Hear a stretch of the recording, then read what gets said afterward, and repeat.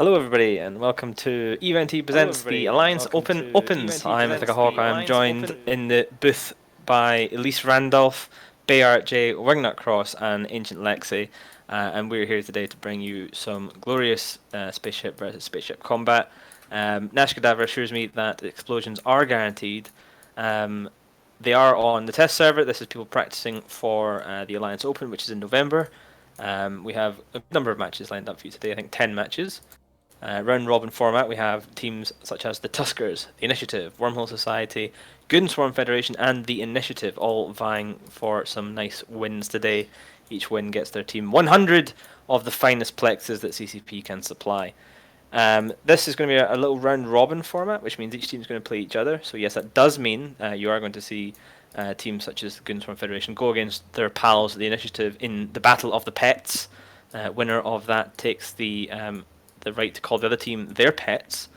And yeah, so we're going to have the first match pretty soon, which is going to be the Initiative versus the Tuskers, I believe. Elise, how are you? I'm doing pretty good. I'm super excited, and like the teams are on field, and this is when I get like the most excited. My hands get a little bit sweaty.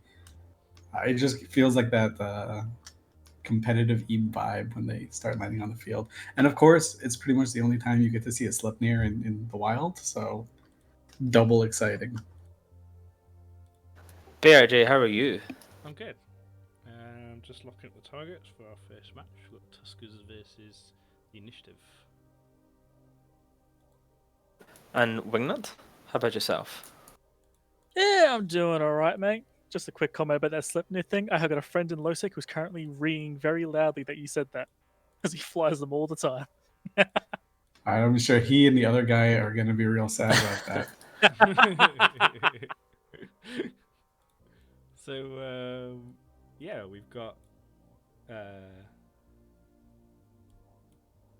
I'll tell you what we do have, babe, before you get into that. We've got one more person to introduce, and that's Ancient Lexi. How are you, Lexi? I'm good, thanks. Nice, well, I'm glad to hear that. I don't think Bay is. He wanted to cut you off. Sorry, yeah, I was like totally distracted. Terrible. This is our low tech broadcast. This is our chill out Saturday evening. Let's just hop on and organize some content, watch some teams kill each other and explode. So we're not taking things super seriously. So I apologize for the low tech production. As you can see, I have to lock up all the ships and get them in an order that you can understand what's going on. So as soon as that's done, which I think we'll be ready to go. As soon as the teams are ready, then we'll call the countdown. Yeah, so it looks like... Let's have a look what the teams have brought. So, Elise, you want to take us through the Tuskers team here? Sure. The Tuskers, which are I think are going to be in red on your screen, they have kind of like this kitey missile control team, right? So they've got 3 flycatchers, a double Orthrus, a Kitsune for jams, a Serb, Scimitar for reps, and then 2 Sleipnirs. These guys are definitely just going to try and kite pull range. They're not going to be brawling in or anything like that. The idea is to just kill all the small stuff and just outpilot their opponents. Nice, and then it looks like the Initiative here bringing something pretty similar, to be honest. They've also got Scimitar, they've got, looks like triple Cerberus, double Sleipnir, and then a couple of sort of small stuff to back that up. They've got a Manticore, Jackdaw, Raptor cutting around, 2 Jackdaws in fact. So both teams come in at pretty much maximum range, apart from the Sleipnirs. Is this just going to be a bit of a kite off, at least? Are these teams just going to kind of, stay away from each other and poke each other with sticks from across the match? I think so, right? So I think the Kitsune is probably going to be like of Gideon Goldenbelly. He's going to be the Tuskers pilot that you want to keep an eye on because they're all going to be gunning for him a little bit. They don't want their Scimitar to get a jam off or anything like that. These bombers on the Initiative side, they probably weren't really hoping to see this Tuskers like team like with these ships. The bombers really good against much slower targets, much bigger targets. They'll hit the Sleipnirs okay if they can get in range, but not ideal for them. Yeah, I think if you can get your bomber in range of the Sleipnirs, you're probably also going to be in range of all those rapid light missiles coming from the Orthrus, Orthrai, and the Cerberus, as well as probably the Flycatchers as well. So that's really not a place you want to be as a stealth bomber. You get breathed that wrong and you just explode. So I'm guessing those bombers are going to go down pretty quickly in this comp. It's not a good matchup for the initiative here. It's interesting. Like I was told, shield was rubbish for tournaments, and in the current kind of balance of EVE Online and tournament metas generally, armor is king, and yet we've got probably the teams I would tip as the best two teams tonight, turning up with kind of similar shield kitey setups. I will say one thing after just looking at the ships themselves. The Tuskers, their Sleipnirs are 720s. And it looks like the initiative's one, and the match is getting underway. The initiative have autocannons, unless I'm like horribly wrong on this. Well, it looks like the blue team, so that is the initiative, are burning in towards the Tuskers, who are retreating quite rapidly. So I would say you're probably right there, Elise, as they're trying to get in range of those autocannons. The Orthros right now of Zirin Bakard is the primary, and he's getting hit pretty hard into low shield. At the moment, General Hungary is kind of holding him up. There you go, he's boosting there, I think. So he's okay right this very second. But that's a lot of damage coming from autocannon Sleipnirs. Yeah, and the initiative are kind of there's damage spread all over the place on their ships. It looks like the Cerberus of Melinda is getting shot mostly, but it's a Cerb, so it doesn't mind. It's got that ADC if it has to, right? It's a tanky beast. Yeah, like you say, split damage kind of across the field right now. I don't see any clear indication of who's going to go down first. Oh, some damage on the Kitsune there of Gideon Goldenbelly. He's getting repped, but he's getting chunked pretty hard. If he's too close and something's on him, then he's going to go down in literally seconds because that thing is just wafer thin. Initiative just lost their bomber, and their Raptor is in hull, but it did catch shield reps. Oh, the Kitsune is going down a little bit. There are medium shield medium spots, but the Kitsune is running so fast that he's kiting around or out kiting his own bots, it looks like. Yeah, that's a big one. If they can get down, he must be giving initiative a bit of trouble there if they're trying to remove him so much, even though he's still like holding. All they need is one solid shot on him, and then they can just remove him. Meanwhile, Mira over here in his Sleipnir on the Tusker side is just in the back lines trying to just pwn down these Jaguars. Yeah, that Raptor's got him tackled. The one that almost died and might die just now. Looks like he always got a sliver of hull left. Oh, he did catch a little rep. No, he died. So Mira was tackled there for long enough for these Cerberuses, and the rest of his team looks like they're going to pile. The rest of the initiative are going to pile on top of Mira. It's amazing. Yeah, that it was was like a good thing. A super composed fight for the first couple minutes, and now it's just everyone dogpiling Mira's Sleipnir. That's kind of the name of the game. The fight is not very much spread out now as well. Like you can see, it's very tightly grouped fight actually for the type of ships they've got. Yeah, that will definitely benefit the initiative more than the Tuskers, because the initiative are set up for that kind of brawl, and a couple of ships just popped right there. All belong to the initiative as they lose some of their support, and it looks like a Cerberus as well. There you go, the Griffin just went down, so Kitsune just went down. Was that a boundary? Yeah, the blue Scimitar. Oh, the Scimitar's 175 kilometers. He is well Mira's boundaried. And so is Mira. You could call that out in local. That's 185 kilometers. Yep, that is very much outside what we call the Mira arena. boundary as well. Okay, let them play it on, but Yeah. I didn't see which ship boundary first. But this is scrims. This is open practice, so we'll let them play on, see how the flight plays out. And we didn't see him until a boundary appeared, but as soon as that boundary happened, Casper24 was summoned and is now in chat, ready to watch for members of the Church of the Boundary Line. Reaver Geist and the Scimitar flew a little bit too close to the sun there.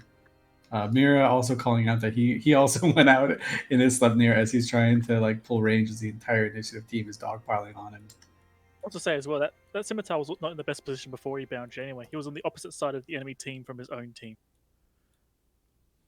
Yeah, I mean, lots of stuff kind of just decided that the arena wasn't really for them in this match. So it's really hard to tell. I mean, Tuskers by all right should have won that because they all they had to do is not get caught. But then at the end, Initiative had them kind of locked down a bit in their brawling comp, and that's pretty good for them. Oh, I said that, and then the Scimitar just got deleted. Yeah, Scimitar's gone. It does look like it's definitely tipping towards Tuskers here. just reminder, Bay, just before this match started, you tipped this as possibly the two best teams tonight, Yeah. and both teams significantly boundaried. It's like watching that old PL vs NC match where like half the team boundary to both sides. Okay, the boundary is a difficult place to keep an eye on. Okay, it does look like the initiative are now losing. Obviously, kind of lose everything there without their Logi. The Slupnirs are a tanky beast. The Serbs are also tanky, but there's only so much you can do. As I say that, Mira's going down in the Slupnir on the Tusker side. Veer on the initiative side, he's repping back up with his booster. So Mira's gone. Mira's no more, but he also said that he was boundaries. So it's actually kind of, well, I don't want to say even because the Tuskers do have their Sleipnir or their Simi still. So that's a huge advantage. And we see two of their Sleipnirs now going down at the same time. And there's no Simi. So as soon as their ASB is over, as soon as their shield boost is over, they're just going to eat it. Yeah, I think that scimitar reached, in my screen, 184 kilometers, which is definitely some sort of record. What is the actual boundary record? I'm sure there's some teams that have managed to MGD from like 124 out to 224. There was a team in one alliance tournament that like actively tried. They like went to the edge and then hit the button. Their MJD. So I think they hit it as far as it could go. Just like as it's in like cleanup mode, right? The initiative, they have a pretty cool idea here. I think they just didn't want to run up against the setup that they ran up against, right? Like this is kind of like their harder counter. They're in these tanky cruisers that can kite, pull range, deal a lot of damage. They've got these bombers, which are cheap for points that can deal out a lot of damage. And you can see, even though they're down, they're still like able to chunk down this scimitar from the Tusker side pretty decently. But both these guys, they have like what we call triple tanks, right? So there's drones giving you shields, there's your local rep giving you shields, and then there's your Logi giving you shields. So these guys are all very, very durable.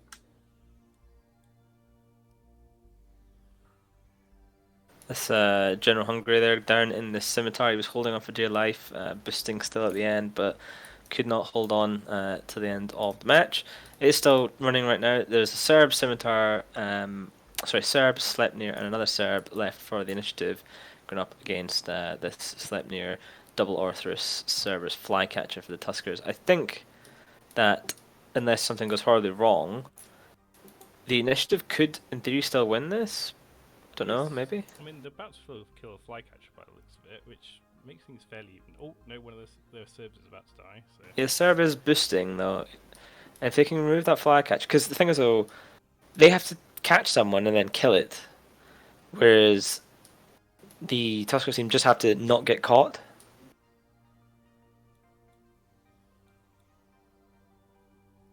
I'm just keeping an eye on Lapiche Peachy in his Serb, see if he can stay up, right? It's like a race against the clock because Zyron Ricard's Orthrus on the Tusker side is going down just like a little bit faster. Oh no, I think Lapiche ran out of whatever charges he was using because he's into half structure, not boosting at all now, and he's down. So can the single servant scimitar kill that Orthrus? Maybe. I don't know. Pulse Fiction in the Sleipnir on the initiative side, he was able to reload his ASB because they shot him for a while. He was tanking, and then they just stopped shooting him. And in that moment, you're like, "Shit, should I reload my ASB?" And I'm sure he did, right? But who cares? They're going after the Serb. Yeah, reloading ASBs in tournament matches is one of the most terrifying things. You have to get the timing exactly right. If you do it wrong, you're completely buggered up. But if you can pull it off, then you're a hero. Yeah. It looks like, oh, there goes that. Oh man, this Cerberus is just getting gigantic reps, man. But it's he overboosted a little bit there.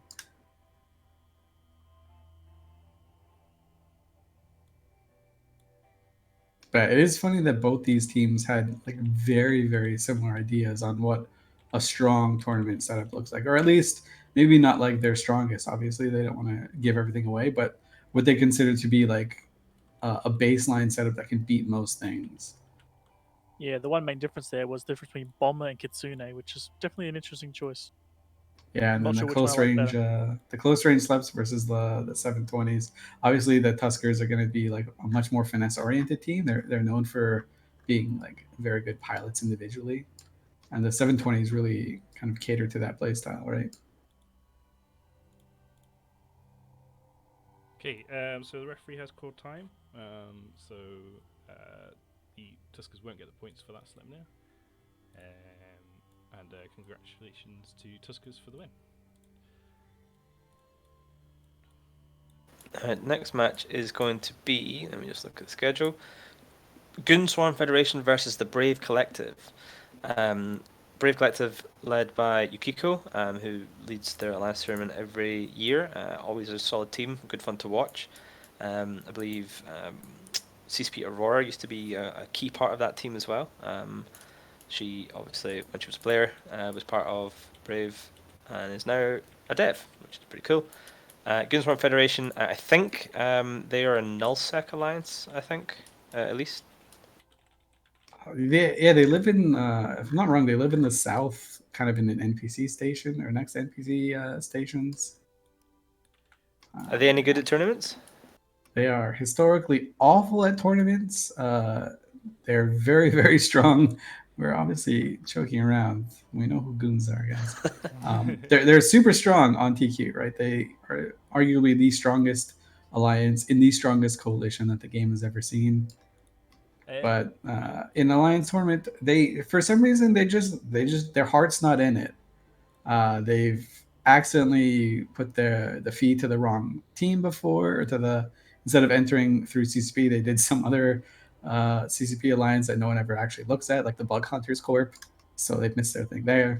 For a while, Asher and Laz both took a kind of an interest in their teams, but just couldn't really deliver on it.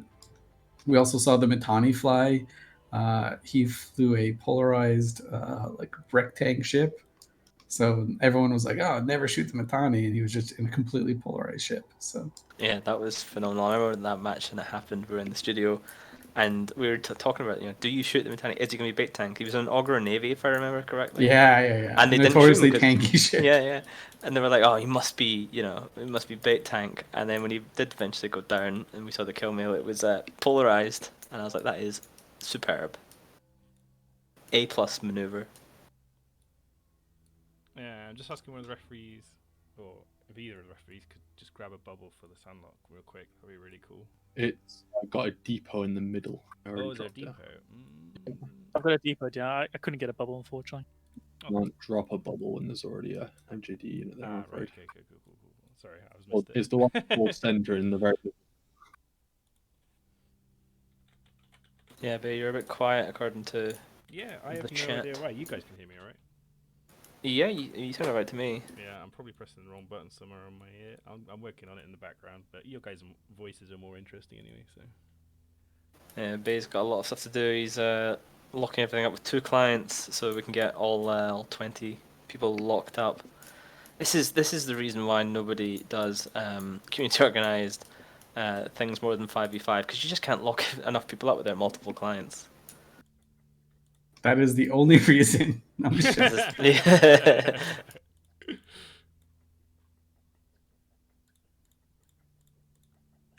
Can I just say how gay excited I am that like this is one of my favorite formats in Eve. I honestly would not be playing Eve if an alliance tournament type thing wasn't around. I would have quit years ago before I ever like got truly addicted, or I would be like a way more casual player. So it's nice to see that maybe there's going to be like a future generation of Eve player that's like, man, I play only for this thing. It's what keeps me around. Yeah, I hope we can see more Alliance Opens and hopefully the Alliance Tournament return as well at some point in the future, and that would be pretty cool. Do you want me to warp over to the other arena, drop a depot down? If you could. It's got one on both. Got Depot one on on both now. both. Awesome, thank you. Ah, cool. Never mind. Sweet, I think we're good to go. Almost. I slow brained, so I'm not at the right arena for like 3 seconds. So we've got similar setups here. Well, on the Brave side, it's very similar setup to, I guess, what we've just seen on both sides, and on the other side we've got 2 Barghests. See, I think The this is what Barghests the are interesting. initiative. This is what the initiative definitely wanted to see, right? They wanted to see those battleship hulls that they could just lay into. I mean, they've got lots of webs on the Goon side as well. They've got a rapier and a hyena there to give them ranged webs.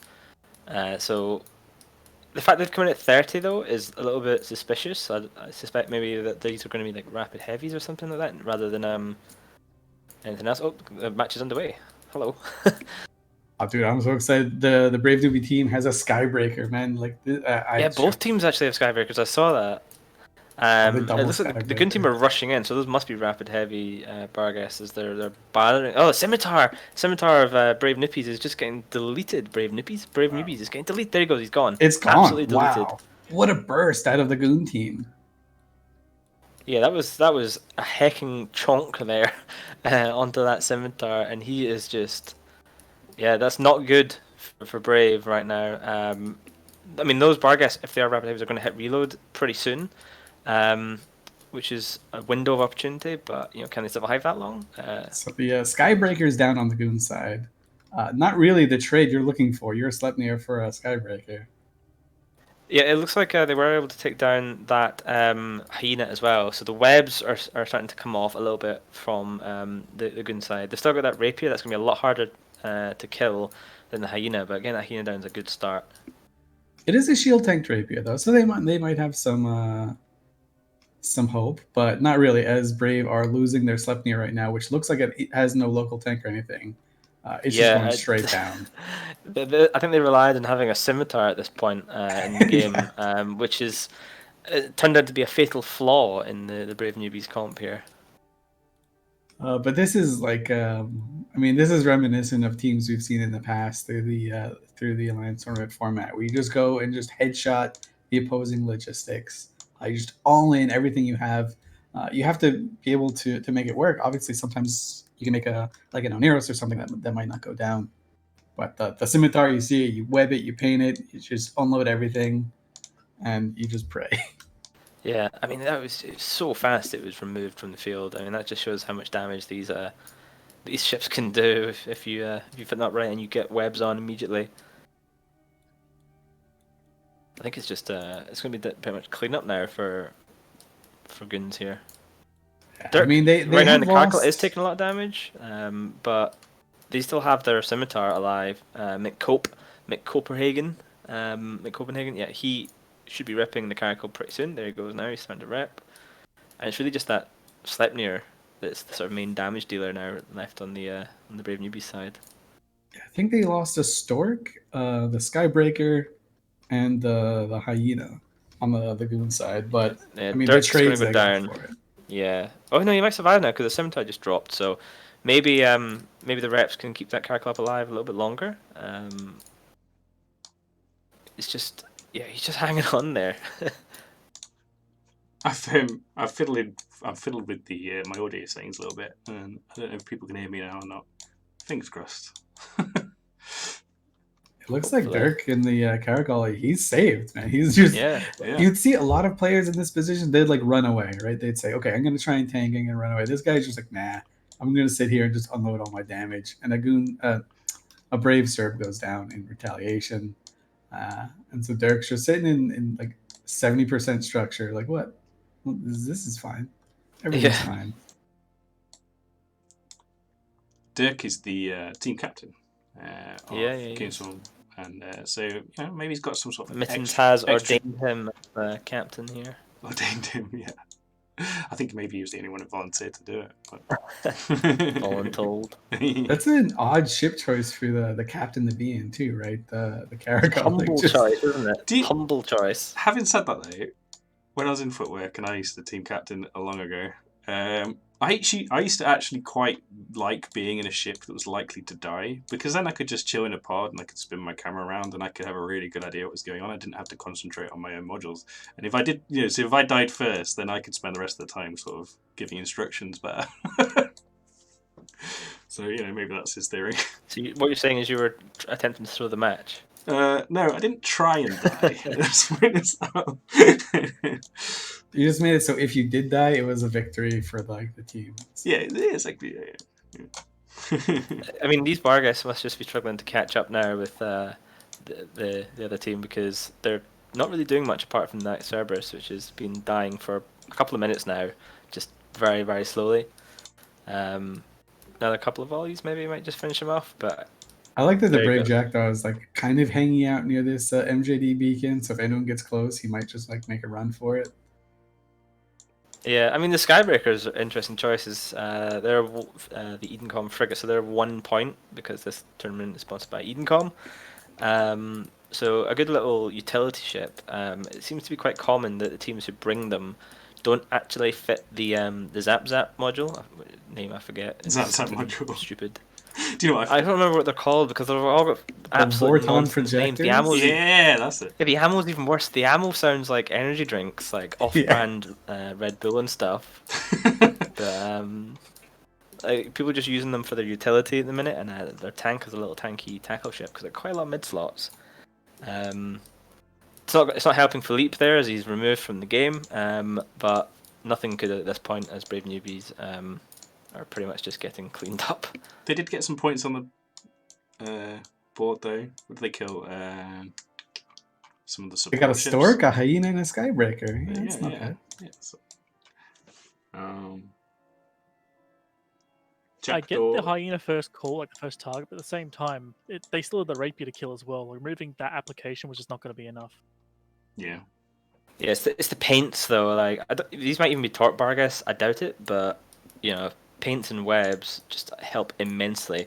And the Hyena is such an easy thing to remove with long range missiles that it'd be stupid not to leave it up. Yeah, the Hyena also provides like so much control too. Like obviously you care a lot less when your scimitar is down because that's the thing you care about getting controlled the most. But it's got like it's a paper thin target, so that's like the perfect shot call. I think the Goons just had like a better team going into it, like just a better matchup, right? It's not like the Brave team had a crap team. It just this matchup is just so heavily Goon favored, especially the way they played it. They played it just right. Yeah, I'm hoping that Goons do well in this tournament, just because you know they're kind of a tournament underdog. They're the the overdog in pretty much everything else in this game. You know, nullsec warfare, market PvP, all that stuff in Tranquility. They are the alphas, but then when it comes to tournaments, they're not. They're just the underdogs. So I'm kind of rooting for them a little bit. And in the tournament, they can say like the entire game is out to get them, right? Instead of Yeah, yeah. just even like longer Tranquility. odds. 2 more shield setups here coming onto the grid. So I don't think this is the third match of the evening. We haven't seen an armor setup yet. So maybe shield is the new meta, or maybe everyone's just debating the opens. Yeah, everyone's trying to convince everyone else that Shield's the meta. I love this Tuskers team. Can I just say this is probably the best team I've ever seen in my life. 3 Drake Navies. 3 Drake Navies. This comp has mirror That- written do you all know- over it. It does. I think it looks pretty legit. Like you can get I'm a interested lot to of see this you can get a Golem lot of comp. damage out of the Drake Navy, and the general resist nerf that happened a while ago, kind of like the ships with a default bonus to resist, like the Drake Navy issue, kind of came out pretty well with that. I think. Yeah, that's Drake like the Navy's strongest absolutely bonus you can get on a ship now. So I feel like looking at the Wormhole Society comp, it's something quite interesting. They've got Golem, Raven Navy, so 3 big chunky battleships. Then they've got Caracal Serb, another Caracal, Jackdaw, Stork for links, and then Dual Kieran. That's certainly an interesting comp. Part of me wants to double check that that's 100 points because it seems like so much big stuff for not that many points. But Kieran's are Tech 1, aren't they? 2. Are they Tech 2? Yeah, by not having a Tech 2 Logi, you do get a lot more points for your kind of core DPS ships. It's a good trade. It's quite a good trade. What's the Tech 1 Kieran equivalent again? The Bantam? Yes, that Yeah. sounds about right. By the way, the Drake Navy issue doesn't get the resist bonus that the doesn't Drake it? has. It gets the pure. It just gets pure damage. Application, yeah. Yeah. Damage application is really Wow. good. No Kindle. I obviously talking Yeah, sorry about that. I'm just obsessed with the Nighthawk at the moment. I was also thinking about the Nighthawk. That ship is atrocious. When I first it's saw, been buffed pretty hard. Like, it's pretty good now. You can get a ton of damage out of it. oh yeah, it's a good point. This is the Scimitar is the only non-really Kaldari ship here. Oh, apart from the Arthurus. So the teams are nearly ready by the looks of it. Who do you think is going to take this one? I think Tusker's comp is probably a bit more well-rounded. The Drakes are suspicious, so I'm not going to say it's going to be an easy win for them, but I think they've got the advantage here. I kind of want Wormhole Society to win because they've brought a Golem into Raven Navies, and that just seems like fun. I'm assuming these I mean, out are... of curiosity, those are heavy missile Drake navies, right? They're heavy missiles, Surely. are they? I think so, yeah. All right, I can tell the difference between artillery and autocannon. I'm not sure if I could tell the difference between ham and heavy missiles.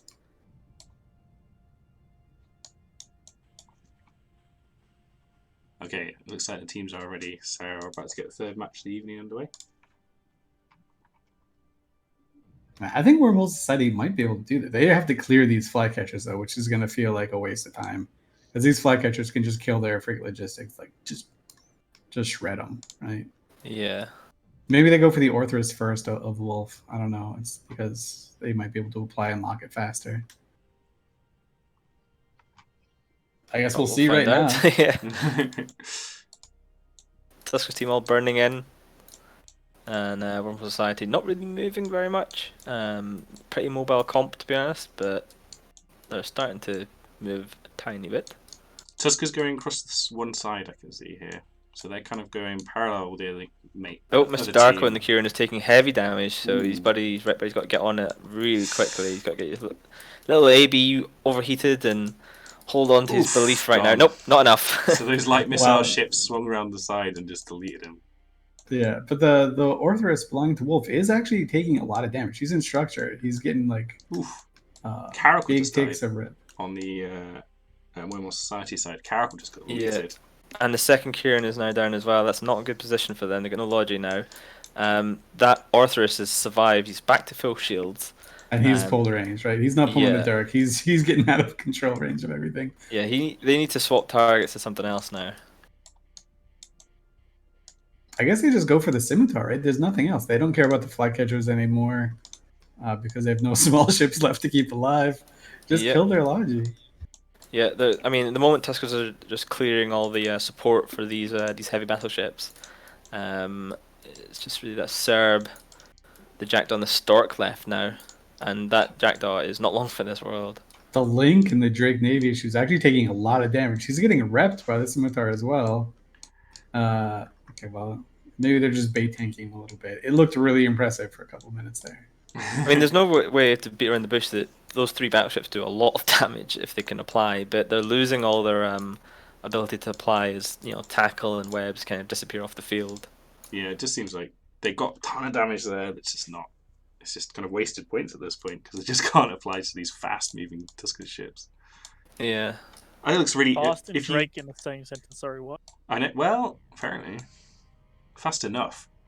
If you kind of spin the camera out and look down, I kind of feel bad.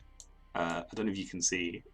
There's just like a line of wrecks of Wormhole Society ships. It's like the Trail of Tears as they start just to move through. Yeah, Wormhole Society. In. I think they're a kind of less experienced team than Tuskers, and you can kind of really see that, like in the way Tuskers are moving, very cohesive. I mean, they might be able to kill Joshua Misway around the Drake Navy here if they can get him down, because he is into low shields and damage is still being applied. He's about to hit armor. Ooh, yeah. Now he is into armor. 3 battleships hitting him. Yeah. Scimitar can rep pretty hard, but surely, everyone's going to be overheating here, including the damage, because he's now getting chunked, even through reps. I believe Davak in the Golem is the captain of the Wormhole Society team. He's about to go down as well. If he goes down before the Straight Navy goes down, then that really is a clean sweep for Tuskers. But if they can just finish off this Drake Navy, then they will get at least that. There's no shield. Oh, it's going to be so close. Oh, he's in home. if they don't finish him before the golem goes down, I don't think the two Raven Navies. I don't know. Maybe if the Scimitar burns something out, but I don't see it happening. So there's EC 300s from the Tuskers surrounding what was left of that golem. Golem's not very known for their strong sensor strength. I would not be surprised if he got jammed at some point. And maybe that's why Joshua's Drake was able to survive. The so golem Joshua... is this cool ship, right? Because it's got a target painter bonus. It's like the only ship outside of the Minotaur, Hyena and stuff. I was going to say, there can't be anything jamming because no ECM ships on grid because we've got a rule this year. You can only fit ECM to hulls with an ECM bonus. However, there are a bunch of ECM drones there, which is probably what you spotted. 3 ECM drones. It Through heresy. would be horrible if you lost a match because 3 ECM drones. I know my luck in Eve. I mean, single just remember, Bay. All you have to remember is that ECM is a fair and balanced mechanic. I would listen to that song in the clubs when people can get back. You to must now commentate the next match like that, please. The entire match, you have to talk like that. So in a surprise to no one, there are a few ships from the Tusker side that are in structure. Wolf's Orthrus is in structure. Joshua's Drake Navy is in structure. But they haven't lost any ships. They did really good pulling back. More the bait tanking than anything else. Yeah, that's probably what it is. Or they just want to give me like a little stroke because I can get excited when something's about to both of them die. are exactly in like high hull, like both in the exact same point almost. Well, I think what happened is the Tuskers were very good there at getting their ships out of optimal application zones. And Orthrus at the start wasn't locked down, so he was getting hit pretty hard when he was in. He just turned around and burned away, and the Wormhole Society team kept on him for a bit. Of course, that damage is going to fall off pretty quick, and then the Scimitar had no trouble keeping him up. And I think the same happened with the Drakes. Yeah, conceptually, they tried to do very similar to what the Goons did, right? The Goons just alled in with this high DPS battleship hulls into Elaji, but you could see when you tried to do that versus the Tuskers, and you don't really have that many webs. You don't have the Hyena for that point, like that quick web. You only have the Golem paint. It looks like it might work on paper, but it doesn't really work when you're flying against an experienced team. And I mean, Ithaca's right. When you watch this match, if you watch it again, it looks like the Tuskers are just corralling their opponent. Right, Wormhole Society just got like covered and pushed into a corner. Sometimes it's. On one hand, Wormhole Society probably feel quite bad because they just kind of got slammed. But on the other hand, I bet they learned a lot during that match. They learned a lot about the comp they brought, obviously what its weakness is, and where they need to readjust the positioning. So this is why teams come to these practices. It's to learn, and for some it's to show off, and so for some it's to learn. So I hope they got something out of that, even though they got beat. Mention win some Plex maybe. Yeah. This week's sponsor, this week's sponsor, I've left Kellen up there because I didn't have time to change it, unfortunately. And Kellen has given me a ton of stuff which I can give out at a later date, so he's a hero. But this is a shout out to Sterling Dax, an Alliance friend, who decided to take a little bit break from the game and he donated some money towards this content, so that's pretty cool. Not an official sponsor as such, but just someone who's helping out. Alright, so this next match is going to be the Initiative versus Brave. And Bay, you got your wish. 2 armor comps now on field. Okay. One fielding, so Initiative fielding Leshak, Mega Navy, Orthrus, Purifier, Hugin, Vexer, and a Magus for Lynx. So that's pretty... I mean, we know that the Leshaks are good. Like, once they get spooled up, that's a lot of damage. Wingnut, what do you make of the Brave side here? I'm sorry, I was doing other things. The Brave side's got Ageddon sitting at the beacon at 0, which is probably something that a Leshak does not want to see. Just, again, able to nuke your drive. They've also got a Typhoon Fleet issue. Pumps out a lot of damage. Magus for Lynx, Punisher for Tackle, Vengeance also for Tackle. Really high on the tackle thing, which is what you need. You need to screen off people coming into your Logi, and you have to pin things down for your big battleship hulls to start piling into. Yeah, Geddon versus a Mega Navy and a Leshak, that's just like the perfect ship for that situation. Yeah, I And feel it's like in Don't range turn them already, off, you're just right? gonna make them- Even if you don't turn them off, you're just going to make them suffer. So I feel like that Geddon's going to be their first target. Ignore the DPS ships, just kill that Newts like now. Because throughout Yeah. the match, that's just going to ruin the day. I think this is pretty rushy looking from Brave. They're going to get in all over. I mean, they're pretty much all at 0. Like all their big stuff is at 0, which says that this is close range brawling they're in for here. And it looks like maybe Initiative are wishing they warped in slightly further within 30 at this point. Seeing that stuff sitting just on top of them almost. The Shacks are powerhouses, though. They are.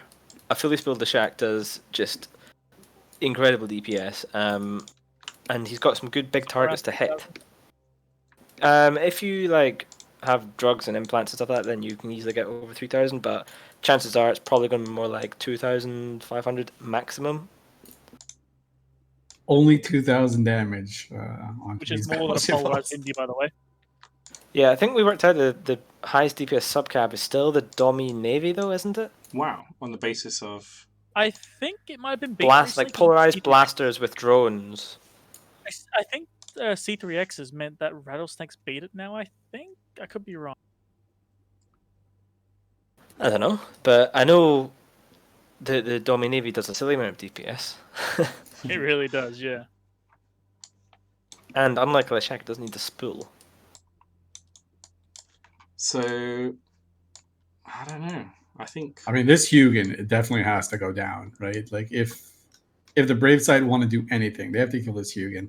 This Hugin's just going to pin down one of the ships, and you can't really rush with the Hugin controlling you that hard. Maybe you just nude him out. Maybe that's what you do in the beginning stage, just nude him out, try and sneak around with your Confessors to pin down the opposing Oneros or something. Mm-hmm. This is one of these comps that or matches that you look at the start and you get the feeling that it's going to be kind of decided within the first 60 seconds, depending on how it goes. Like, if the Initiative manage to successfully get away and start tearing down Brave ships before they can get locked on at them, then the Initiative will probably have control and probably take the win. But if Brave can, in the first 30 seconds, will get on something important, mute it and kill it, then it's probably going to go their way. So it's all going to be down to initial strategy and target calling. I will say, I'm not a fan of the Vexor, right? Like, maybe I'm just being bad, or maybe I just haven't theory crafted enough with in this format. But the Vexor seems it doesn't really do much for you, right? I think it does a lot for 4 points, which is why it's brought. I think because you can pack it with tank. We saw a really good example of its use last week. I forget the team, but they just basically had full plates, full newts, and just rammed into things as tackle. So they kind of fill in this sort of assault frigate role, I guess. But I guess it's probably better than Vengeance then, right? At least for screening. The difference is, I guess, you can get more newts on them than other tackle you ships. also have drones for damage as well, so you actually have more damage than Avengers too. Yeah. But obviously the trade-off is Armageddon not is immediately the primary target, is he's getting hit into armor almost straight away. Bombers might be the first primary from those Confessors. Man, this Geddon is just eating it right now as both teams are kind of like charging into one another. The Initiative side actually is way more aggressive too. They have their logistics is tackled. Ricky Big is taking some damage on the Initiative side. Be a good trade. That would be an amazing he's tackled trade. pretty far away. He's tackled pretty far off, so it's going to be hard for him to get... No, he's coming in now quite quickly, actually. But he's got to get past the Typhoon fleet, which is almost on top of him. Yeah, I think he's trying to keep the speed up to mitigate some of the damage from those missiles that are hitting him. I think he's also trying to get back into range of his heavy bots, right? Pushed out way too far to be able to keep that Armageddon alive. And now he's turned around, so he's run into the heavy nukes of those Typhoon fleets, otherwise known as the Floon. I think that's going to be causing him a huge amount of trouble right now. There's a full swarm of rat bots on him. Probably won't be enough, but we'll see. Yeah, now the heavy bots have caught up to him on this Oneros. So Ricky Big, I think he's stabilized, and this Geddon's going to go down for it. Yeah, he's getting hit hard. Really good piloting on the Initiative's Oneros, right? He was in danger, but he stabilized and got himself in a safe spot, and that Geddon goes down on the Brave side. That's pretty huge. That's so much control. But remember, those Vexors, they can bring out 3 heavy bots as well. Yeah, so maybe that's the meme right there. So there's a Typhoon Fleet issue sitting on Ungard's Vexer, and so the Vexer's probably gonna go down. But again, who cares, right? Like, you've got the Geddon for it, and the Brave team is kind of losing a little bit of steam here. They do have their Oneros protected, so they do have reps still, so that's good. But there's just these swarms of armor bots on the init side.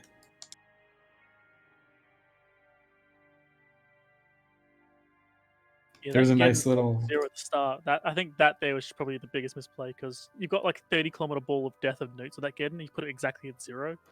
I don't know, Chief. All right, so Typhoon Fleet issue about to go down. There's this like neat little side fight going down on the skirmishes, like 30 kilometers off the other fight between a Confessor and a Magus, and it looks like the Magus is just now starting to take the damage. So that's a weird target call for your Confessor to hold on to this Magus for, because I mean maybe that's all he could get, but he's losing the fight too. Like, it's not like the fight's going well for him. He's pinned down his Magus.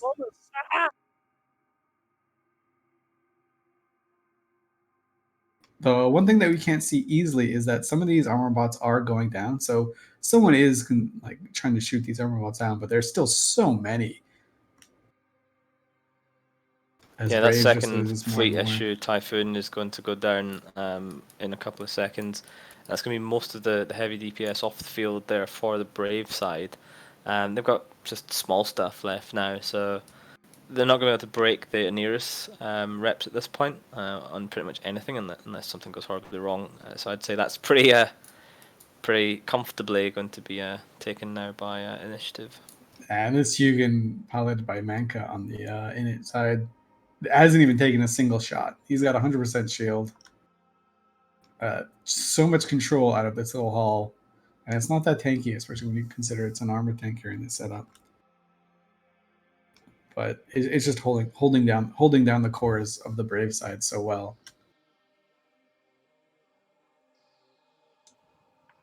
Hey, look, they got a Purify! Yay! Yeah, they got one Magus and one Purifier down. Shame they got the Purifier down after all their big ships that the Purifier can kill are dead. I wonder if Oneros part just let them have it. Like, whatever, we don't need that one anymore. I mean, that's a valid tactic, right? Let your enemies like overcommit to try and kill something, and then just screw up and let them kill it anyways. So this Oneros is down. It's over.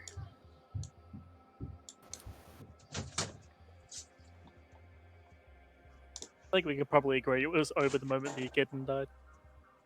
Yeah, I mean, just really good piloting. It's not like this isn't like other matches where I think it was kind of decided about the matchup early on. I think this is just really good piloting on the initiative side. Ricky Biggs, Oneros, like him able to evade the tackle on himself, get safe again. That was really, really well done.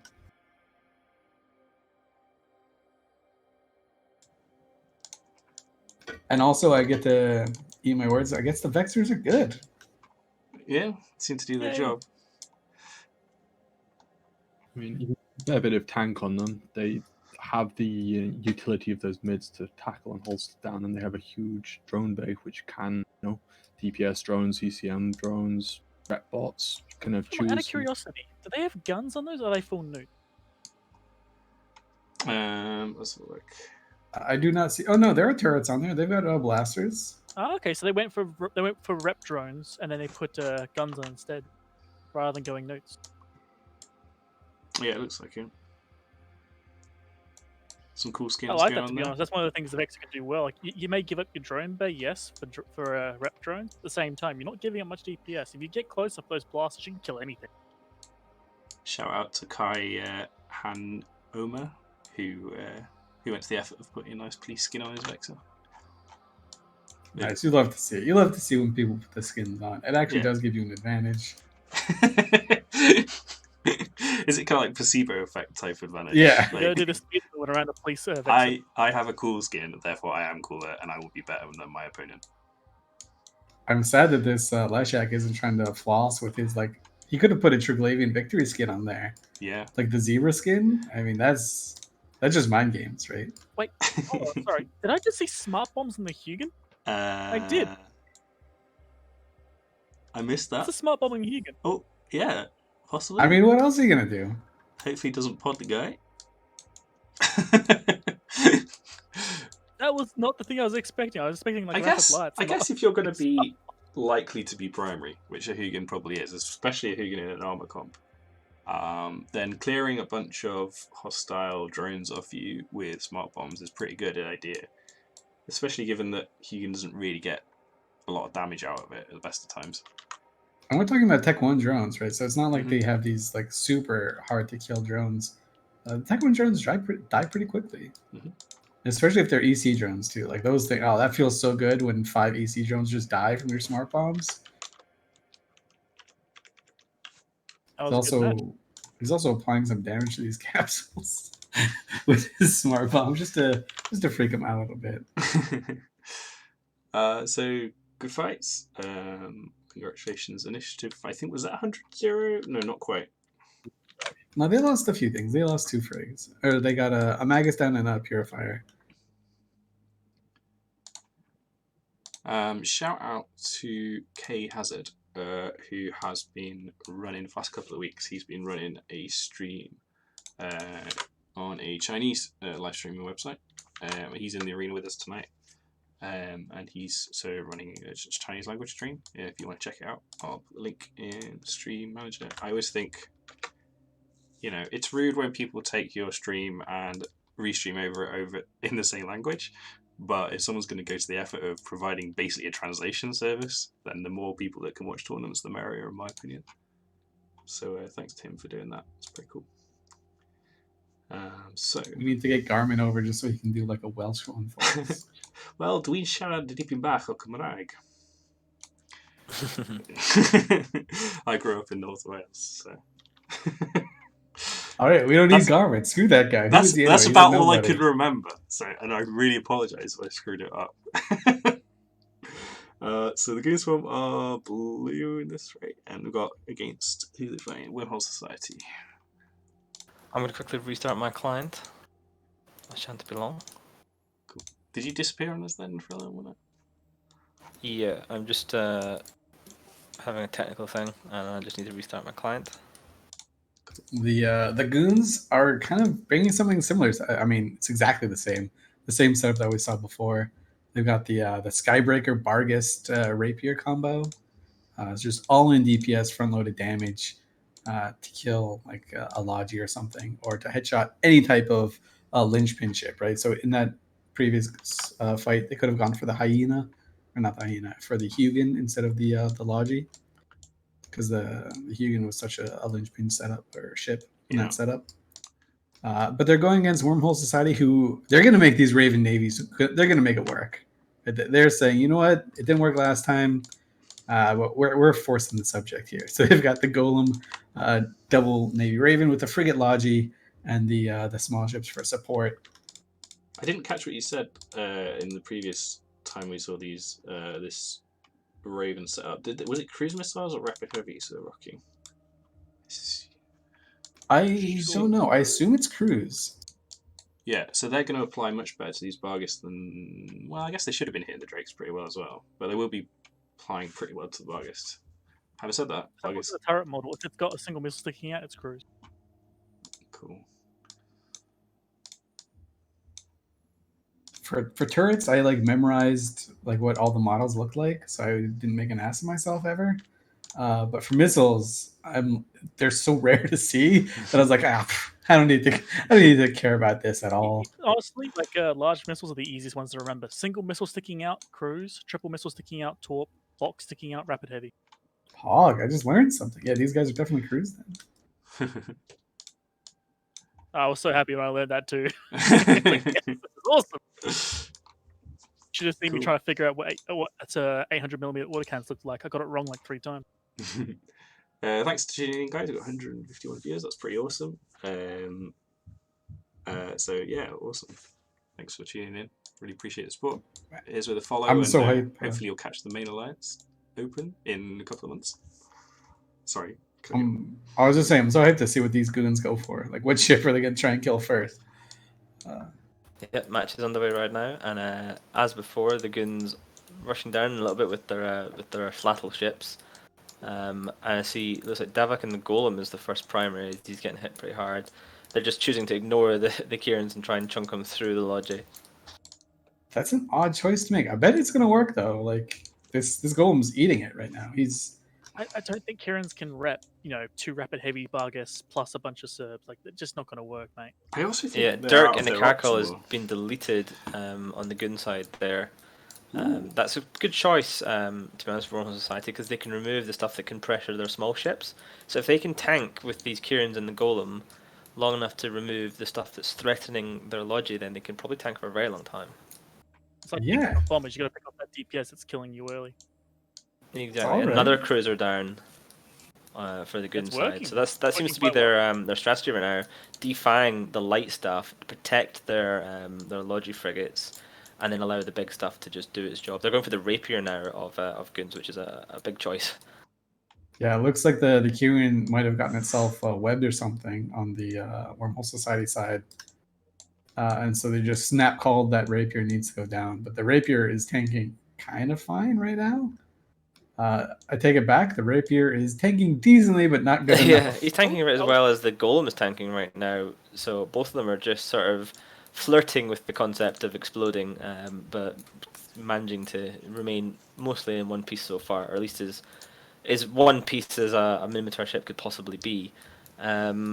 Golem. The Bargus are in reload, right? Yeah. The Yeah, Bargus have they to be in must be. reload right now. They must be by now. You I'm can see surprised by the Golem pick. Like, for them going after the Golem first. Like, you've got your Rapier and Hyena. They give you the application you need, and there's 2 Oh, Scimitar. very Goon squishy Scimitar. cruisers.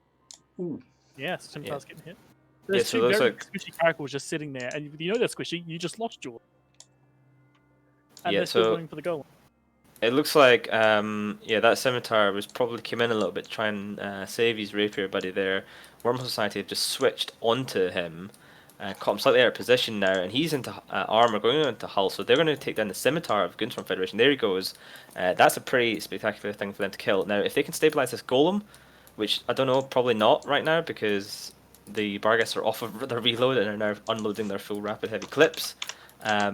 But I mean, the fact that the Scimitar's down, they could still easily win this with 2 Raven Navies.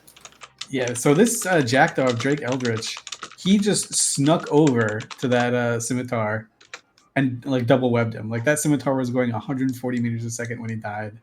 And that Rapier Rapier's gone down. now too. And the Golem's about to go down. There he goes. Okay, so it's now the dual Raven Navy issues against the Barghests. The Hyena's taking a little bit of damage, but he's still got no reps because the Scimitar is dead.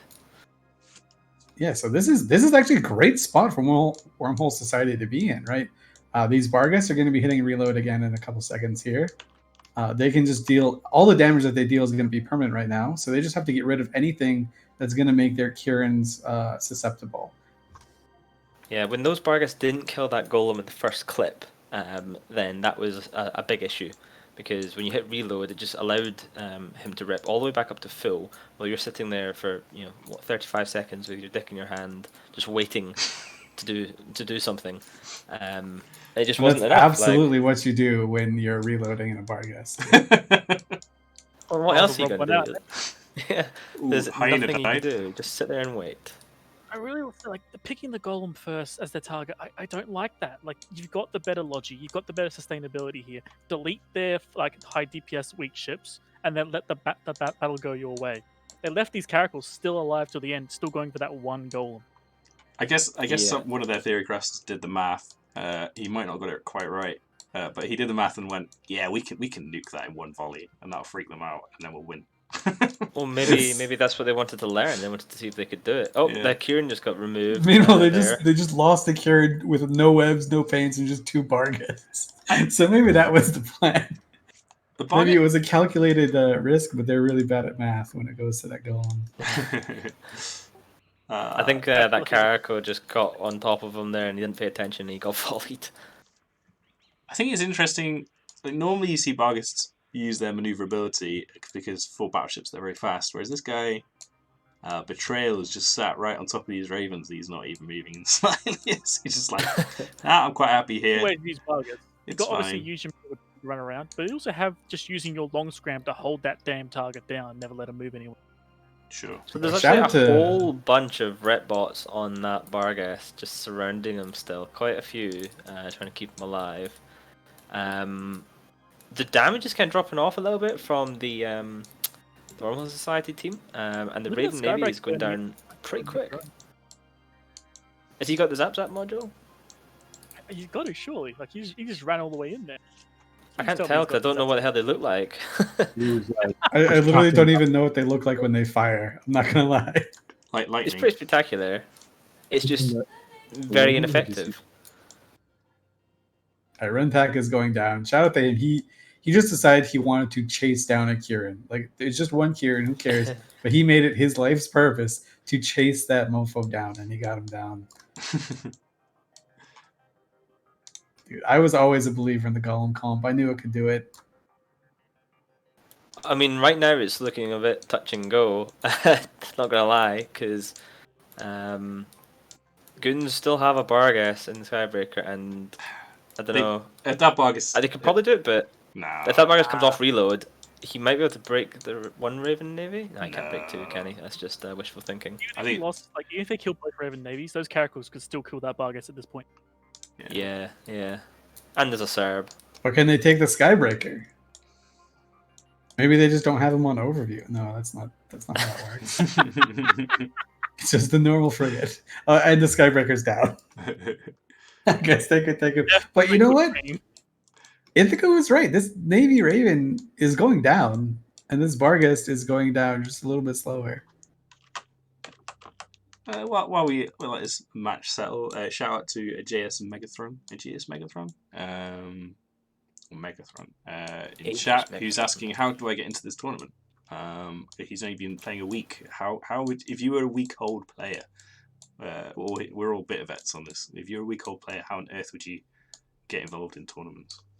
Well, so there's two questions there. The first one is this tournament, and you could still get involved. You just have to find an alliance that is already in, because the team in it are now confirmed, but the rosters aren't, and then just convince them to add you to their roster. That is left best as an exercise to the reader. Good luck. If you want to get into other tournaments, then there's usually stuff being run. Keep an eye out for the 5v5 scrims. That's a lot more sort of just pick up and play. This is a bit more, I guess, hardcore, I want to say. I don't know if it's the right word, but a bit more involved, the 10v10 format. And yeah, just keep an eye out. There's usually people running little small tournaments on Thunderdome and Singularity and whatnot, just kind of throughout the year. But keep watching this, learn a little bit. Yeah, enjoy it.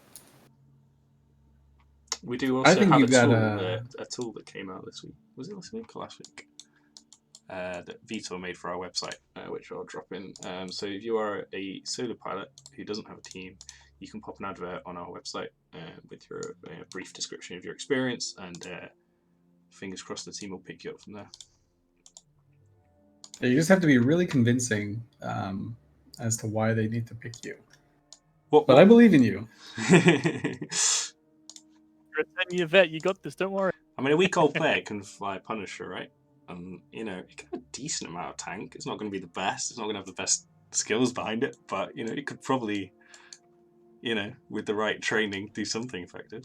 Hey, there's the thing, right? So when I first flew in the Alliance tournament, I literally couldn't fit the ship that I was handed. I had to run to Jita with my alt and take off the Tech 2 Enam and put in the best named, and just prayed that I didn't die for anyone to see the kill mail.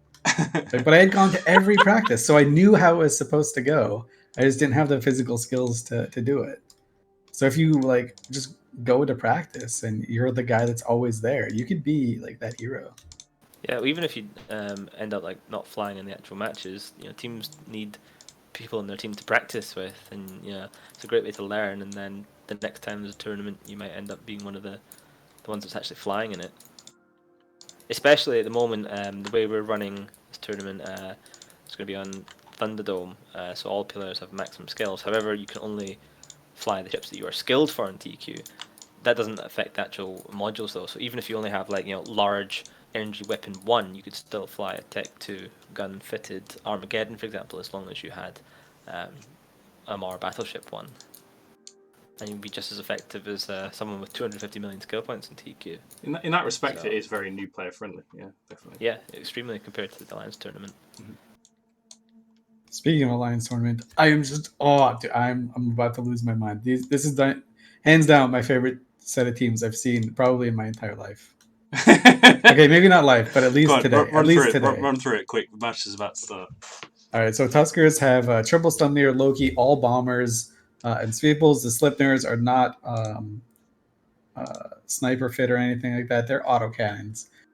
Brave, they've got double Vindicator Balgorn with Frigate Logistics. Absolutely just in your face damage. They've also got a Sentinel who's probably going to die real quick. Rip to Layden Reedon, you're definitely going to die, sir. Yeah, and the match is underway. And it looks like, surprise, surprise, the Vindicators are approaching. The Sleipnir of Taibel is actually going a little bit slow there. He's kind of slow off the gate there. But this Loki's web fit, right? So he does all control. So he's just holding down the Vindicator and letting the other one go through. And then when the other one gets a little bit too close, they swap over to him. So Yeah, that first Vindicator is eating Turbo Dick right now. He's going down really fast. His Talia buddies are just not able to keep him up at all. It looks like they're not even there. Ret bots are landing on him now, but he's into like 10% armor, and to be honest, that's too late at that point. That was really quick for a Vindicator to go down. he might be structure tank. Nope, he's not structure tank, guys. He is definitely just dead. Yeah, Tevil's taking some damage in the Sleipnir now, but with one Vindicator down, that's probably the best part of like 40% of the damage of that team gone. Yeah, And the second one's so blowing all the way far behind them. this setup is just super Sleipnir favored, right? It's like 70. It's actually probably 80-20 to the Tuskers are launching a Sleipnirs. bomb right now. Tuskers are bombing, attempting to bomb off the Ret bots around that Vindicator because apparently they're not killing it fast enough. The bomb might do the final blow if he gets it. Nope. Oh, he bomb's might too get the slow. pod though. No, the pod. Yeah, won't. oh, no. And now the Balgorn is getting primaried. These Talias have just been ignored, brushed aside, and then just powered through by the Tusker team and their autocannons. Yeah, these Manticores and these bombers are they're just so happy that they get to shoot into a battleship hull, and not one but three. The entire core of the Brave side is all battleships, which is, I mean, this is just a perfect outdraft. That as well, On the like not Tusker just side. against three battleships, but battleships that couldn't even fight back. There was no like long range lasers, no confessors in their comp, except for one apparently. They couldn't hurt these bombers back. They just got killed. Yeah, and the Sveeples are also like doing a lot of work. They're a super tanky platform. They can hold people back and do a lot of damage and defang drones if they have to. Just really well bombers done. piled a wet dream right here. Yeah, I do you know, mean- somewhat ironically at least, the Sentinel, who you said would be very dead, is totally untouched, and at the moment it looks like he might be one of the last people to die. Yeah, he's actually probably just not going to die because I said he's going to be the first one. He's definitely going to be the last one now. So I say that now he gets shot. Great. Tuskers are just listening and wanting to make me look like a fool. But I guess at the end of the day, what the Sentinel provides, like tracking disruption in such a small, like thin ship, they didn't care, right? Like, what are you gonna do? Stop my bombers? No, you're not gonna stop my bombers. Yeah, Right. they're kind of all over this, aren't they? I mean, this is just the most beautiful Minotaur team that you can assemble, in my opinion. Triple Sleipnir's bombers. I won an Alliance tournament with this setup. Okay, obviously, when I say I did, I was on that team and had It nothing was all to do you, with Elise. It anything. was all you. Yeah, we actually had a Blackbird. I was a Blackbird or something. Wasn't you could probably correct me now? Wasn't CCP Fuzzy, previously known as Ravy, one of the theory crafters behind the Mimitar Rush comp? Probably. He was definitely a theory crafter for the AT team. I don't know if he came up with that specific setup. I think this one might have been a Seamus thing. I know Lucas Kwan is watching in chat. He's also super involved in the historic PL Alliance tournament runs, so he might know better than me. But yeah, no, this was just like a dream setup, dream execution, dream everything. Tusker's showing why they're probably the top team here. just eviscerating poor Brave. I feel bad for them. So at least how do you counter that team then? So you warp in and you see that the enemy team has those 3 Sleipnir, Scimitar, etc., and you've got a little magic pocket watch that allows you to stop time, and before your team warps in, you get them to change into different comp. What do you do? I mean, you just kind of take a mirror comp and go for the. I mean, this is what I would do, right? It's super cheesy, which is why I would do it. I would just take the mirror comp and just pilot it better, right? Make sure that Loki can't do anything, because that Loki is actually super important to be able to control everything on the field, being able to keep the webs off of people. I've seen people run that with a Rook instead of a Loki, but I like the Loki better. So just to clarify, the official advice from Elise Randolph, when you come up against a comp that is difficult to beat, the advice is be better. Yes, you have to be better, and you have to hope you have to copy it, but also be better, and also hope the other team makes a mistake. Okay. That's how I'm gonna John Madden the crap out of it. That's how you win Alliance tournaments, right? Boom. Fortunately, that's me done, guys. So good luck. Thanks, man. Always a pleasure. Thanks, man. I also think the double Vindicator all assault frigate team can have a pretty good chance at that one. That one's a little bit more contentious, but I've got to admit, selfishly, I did have some of the old school Alliance tournament setups in mind when balancing this tournament. Like, I was a big fan. Like, I got into Alliance tournament around about 7, 8, 9. That was kind of, I think Alliance tournament 8 was the first one I watched as a new player, and then remember being really hyped, getting ready to watch number 9. But yeah, like having the triple command ships back is really cool. I did lower command ships at point just before they got buffed, so they are like really strong at the moment, I think. We do reserve the right to change that. I'm sure CSP Fozzie is watching this as well. He's probably like living his life, but he has this on his phone, and he just sees triple Sleipnirs. He just starts laughing. Like, he's at the bar with people, and he just looks at his phone and starts laughing. Everyone's like, "What are you laughing at, man?" He's just like, "Yeah, well, there are triple Sleipnirs. This is my favorite thing." What struck me about that last comp, the Loki, that comp would be even more powerful if you replace the Loki with a Maracha, right? Yeah. I don't know if you want to go through that. So with this, I'll just go through the wildcard rule, and you can explain why the Maracha would be good in that comp. I don't know if I'm pronouncing it right. But basically, so we previously in Alliance tournament, there was a rule called the flagship rule, where you could basically bring a battleship that was completely pimped out, and it could evade bans, and it was really powerful. And if it died, that was it. It was out of the tournament. It being Thunderdome, we kind of felt like that rule didn't feel quite right, because there's no restrictions on modules you can sport. Like, there's no cost element to it. So we decided to change it up a little bit, and to let people see Alliance tournament prize ships, which usually come in the final stages of the tournament. We've given all teams one wild card, which means they can field an Alliance tournament Uke ship in any one match during the tournament. I think there'll be quite a lot of mind games as to when you bring that, and which ship you bring.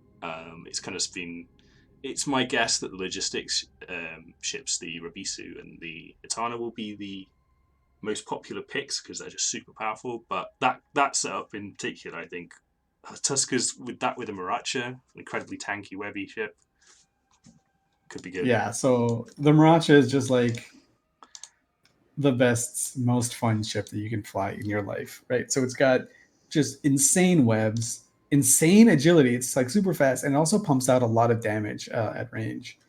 So yeah, you're absolutely right. It would fit in perfectly for that because it would give you better webs. You'd be more durable, more kitey. You could escape more bad guys, and you could also do more damage. So it literally is just an improvement on every single piece of criteria you could ever ask for. I'm trying to remember the name of Shadow Cartel's FC Paquito.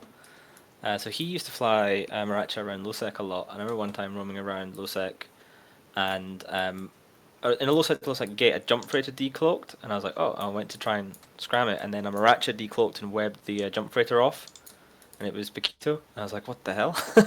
Just webbing his jump freighter around low sec with these Maracha. Imagine that's what you do with your Maracha. You just like web your freighter into warp. Something that just a hyena could do just as fine, but you want to use this 200 billion ISK freaking only 43 left in the game ship. It's also got a unique model. So all the other like Alliance 1 and Prize ships are based on existing models. The Maracha isn't. It's like an angel ship. So it just looks like a fish, right? I don't know why, but it just looks like a fish, and it's very cool. So both teams now landing on grid. Again, another armor comp versus armor comp. Although it's a bit of a strange one because we've got looks like 2 Talias with 2 armor Typhoon fleets, 2 armor Rooks, armor Kitsune question mark, and then Absolution, Malediction, and a Magus. That's Wormhole Society there, and they're going up against looks like Initiative bringing the Shack Mega Navy comp that we saw them bring earlier on. At least, what do you make of this Wormhole Society comp here? I don't know. I think this might be their whole thing, like just to make you question life itself. You've got Rooks, you've got an Absolution, because okay, let's just fly an Absolution in this weird hodgepodge of a setup that we have. I know it like provides E-War links or ECM links, but still, I like double Rooks. That's cool, I guess. I don't know. I like that they're experimenting, and those Rooks will. I think they've seen this Leshak comp that Initiative have brought earlier. They've been watching the stream and they thought, we've got a counter for Leshak. Jams are particularly good at countering Leshaks and Vindicators, so. Yeah, because obviously the thing about the Shacks, if you don't know, is with any of the precursor ships, to be honest, is their weapon spools up. So when it starts making damage, it makes small damage, and then it gets bigger until there is big damage. But that takes time, and in the Shack it can take like 2 minutes or something to get to full spool. If you break that spool either by breaking the lock or by just disrupting it by getting its range reduced so that it can no longer hit, because it's no fall off, it just immediately stops, then your spool resets. So jams against a Leshak comp could be pretty detrimental, unless of course the Leshak is shooting the Rook, because it can still do that. I didn't get time to, unfortunately, but I was going to make a nice little pretty page that I could flick to showing you the current points. I didn't get around to doing that, but helpfully Lexi's tallying them up for me in the background. Tuskers are on 283, Initiative on 159, Goonswarm on 132, Wormhole Society 100, and Brave on 19 points currently. Sorry, so the match is underway, and the Leshak is taking damage right off the bat. Quite a lot of damage, actually. But so is that Typhoon fleet. That's an odd choice for me for what you want to primary first, the Leshak, right? But you know what? The Init team is actually charging into the Wormhole Society team, which I think is what the Wormhole Society team would have wanted. But they don't want to really move around too much. You can see their Typhoon fleet issues are basically stationary. Yeah, coffee break and the Rook is getting shot, so I'm guessing those jams are affecting potentially the Leshak here, because they didn't primary the Rooks at the start, and then all of a sudden they started primarying them, which usually is what happens when someone is screaming on comms, I'm jammed, I'm jammed, I'm jammed, and then everyone locks the Rooks and starts shooting them. Also, it looks like the damage dropped off a lot on that Typhoon fleet, unless they've picked up someone else to shoot at. There's almost no damage being applied to the Wormhole Society team, apart from onto the ECM ships. Yeah, so their Magus is on the Init side is also taking quite a bit of damage. It's actually just exploded right now. They've got a Purifier that's about to go down as well. This Leshak is still like slowly dropping. I wonder if the Wormhole Society guys are just like throwing disproportionate amount of jams on the Logi engine, just going ham whenever that jam goes off. Because this Rook is surviving, right? Like, yeah, mostly. He's not dying. I mean, you can see both Rooks are getting shot, which kind of implies that both of them are getting successful jams, and people are shooting what they can shoot at, which will only be that one Rook. Otherwise, that would just be terrible split damage. But you can see the Typhoon fleet issue when, I guess, DPS is not jammed. goes down, and then DPS gets jammed, and he starts getting right back up again by the Talias. Vexor of Kai Hanna taking a lot of damage. Man, props to Wormhole Society. They're just being like super composed and like very calm about this, right? You're not panicking about who to go for. I would just like super panic over stuff and go for like the Logi or the Hugin or something. But no, they're just saying, yeah, we'll slowly take this down. Obviously, now they're probably a little bit more panicked as both their rooks are dying, and they've only got Thalias to save them. Well, they have to be really careful now because their rooks are spread apart by about 30 kilometers, and the Typhoon fleet is a bit further again. And Talia is a very short range, so what has to happen is someone starts getting primaried, and the Talias have to motorboat over to them, orbit them, and rep them. And then they rep pretty quickly, a little fast cycle time. But then, let's say your opponent changes to a different target who's 40 kilometers away from you, you have to then decycle and move across to that ship as well. So that takes time. And that's what makes them a little harder to fly. But it's working in this case. They're doing a really good job. You can see them moving around the field really quickly. Initiative still have got their logistics, a command ship for Lynx, tackle with the Hugin, and 2 powerful battleships. So I'm not writing them off just yet. I mean, I'm writing them off. They're putting gems in local. They're like, these guys are getting cycle jammed so hard. They're just frustrated and they're just smash their keyboards, right? So they get this rook nice and close, and then they get jammed again by the other rook, and so they say, "Shit, I got to go to this other rook now." Just back and forth, back and forth. It's one of the most frustrating feelings you can have. It's a little bit better now because obviously, if you haven't watched even sometime, they've changed ECM so that when you are jammed by a ship, you can always lock the ship that's jammed. That's jamming you. But if that ship has got a Tech 2 logistics pointed at it, it's going to be hard work to still bust through. Yeah, so it's tricky. Now we see the Wormhole Society guys. They're going for this Hugin and this Oneris at the same time because they got tackle on both. Coffee break and the rook takes a big chunk. But the fewer and the fewer ships that exist here, the easier it is going to be for the CCM team to just snowball and take even more control away from this poor in its side. And just remember where it says in the item description of the Chameleon, the Alliance Tournament prize ship. It says, some capsulators claim the ECM is dishonorable and unfair. Jam those ones first and kill them last. I believe that was one of CCP Falcon's favourite catchphrases. I don't know who. A man named after an ECM ship. Yeah. My favourite phrase uttered by a developer was always CCP Soundwave's one when he was talking about the EVE Online experience for a new player. And he said, it's, welcome to EVE Online, here's your Rubik's Cube, go fuck yourself. Yeah, that's a pretty good description. I mean, we might be counting out Wormhole Society a little bit too much, but no, I mean, their Thalias are taking damage, their rooks are, they're not at good health at all.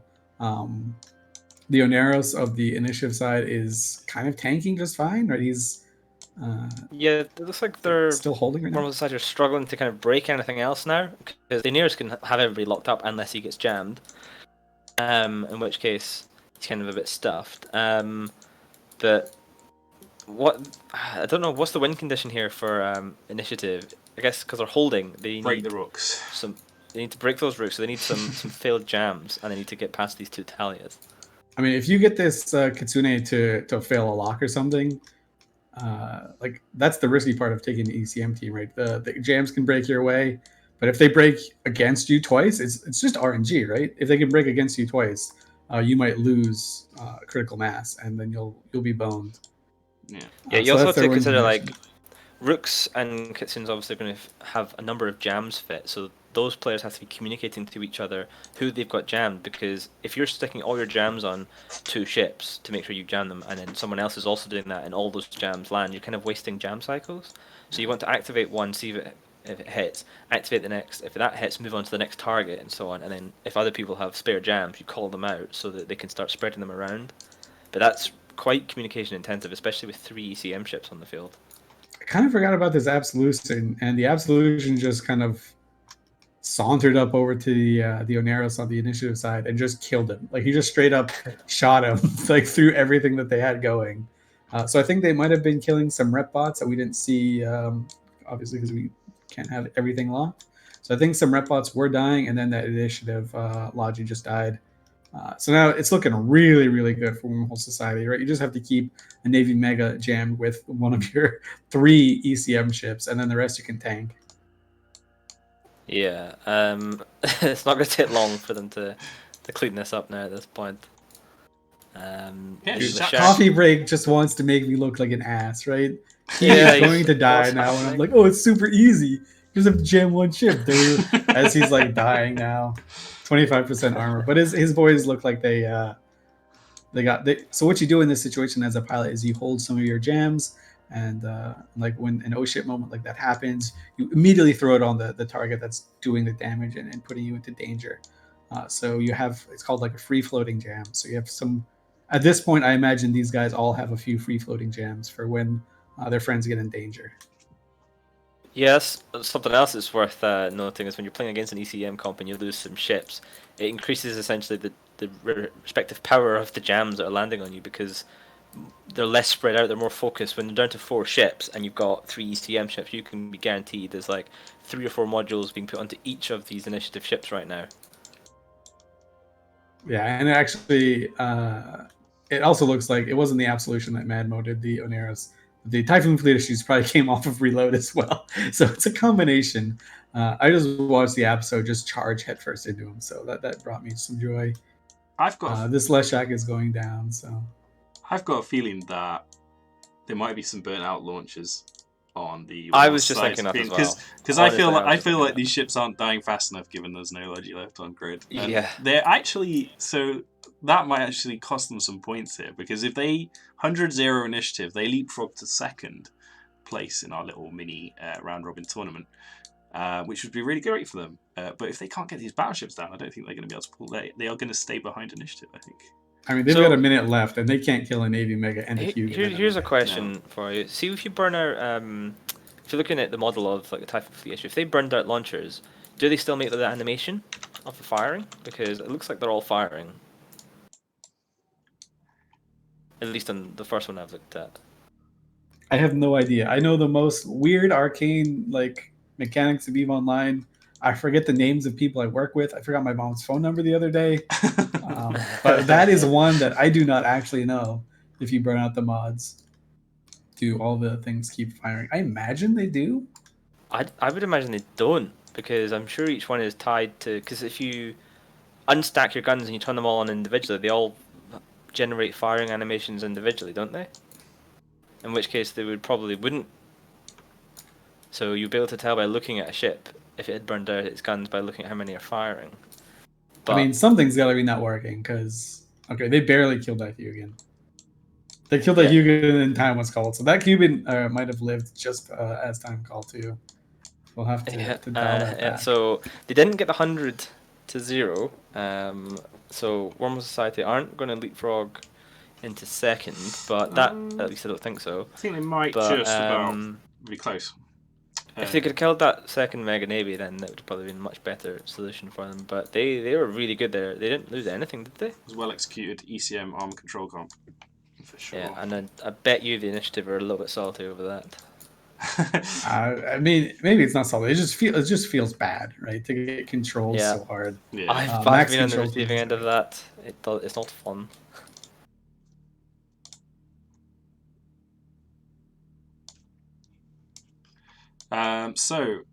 The next match we'll push through the arena is Goonswarm. Goonswarm versus Tuskers. It's last time, I think, the last match for Tuskers this evening. So, thank you very much to the Tuskers and Goonswarm who cleaned up the site, because I warped in to do it and then completely forgot because we were busy with that match. So my ship's just sitting there. Competitors, we appreciate your support. Yeah, so thank you very much for that. They are, because that match went on a little bit longer than already. We thought we're just gonna have to get things set up here, so it'll be a slight delay. You'll see me change standings to make sure everyone's the right color on your screen, and sometimes I put it corporation contact, and sometimes I forget and put it personal, so it gets mixed up. But we're getting there now.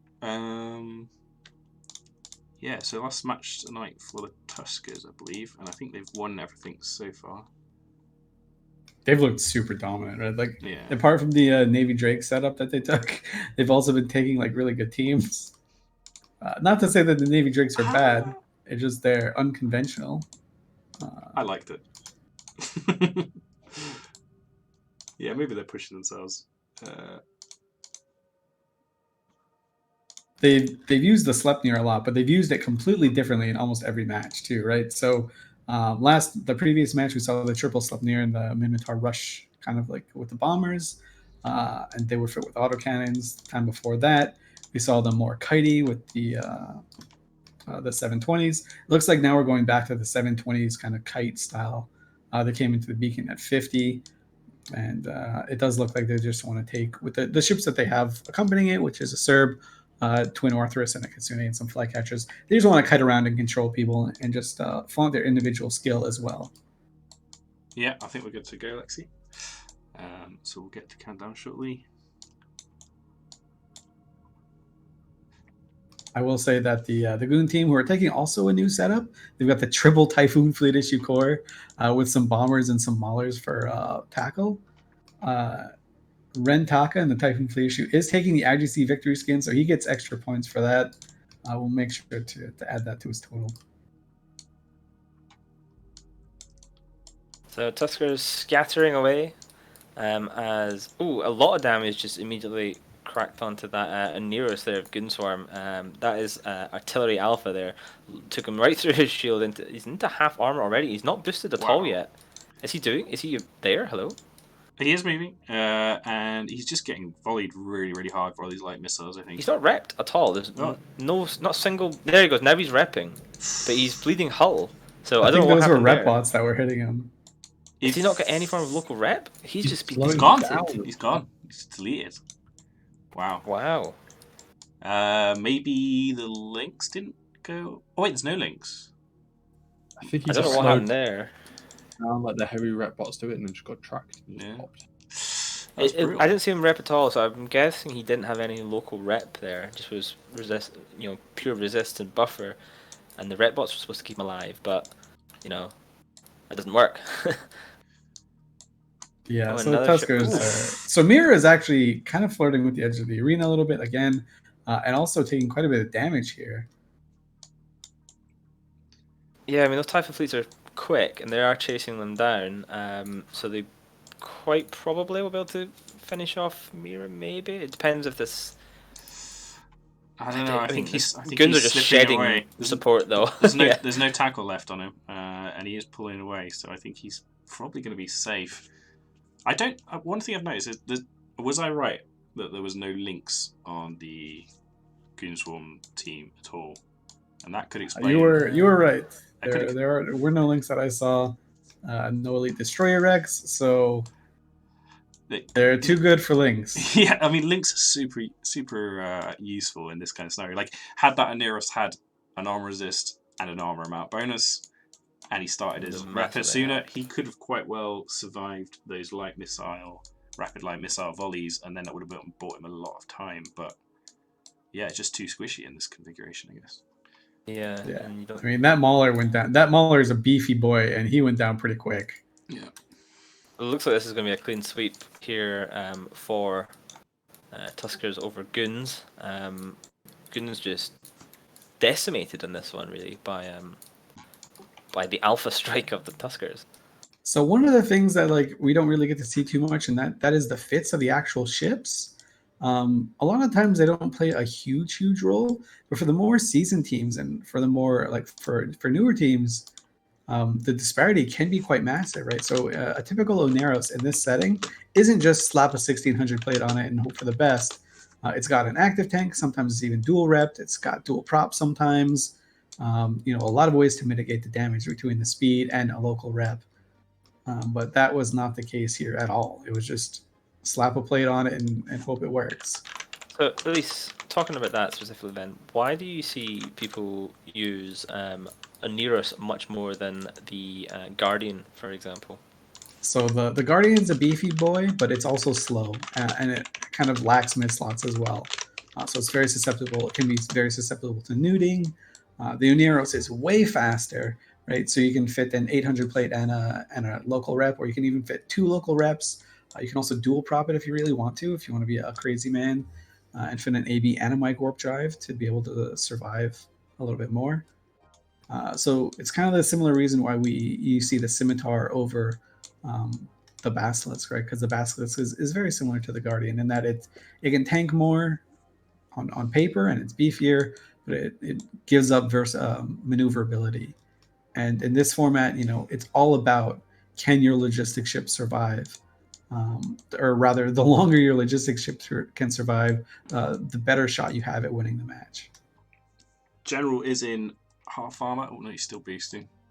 He has got charges left. He is letting his armor just chip away slightly before he hits that boost to get the maximum amount of shield out of it.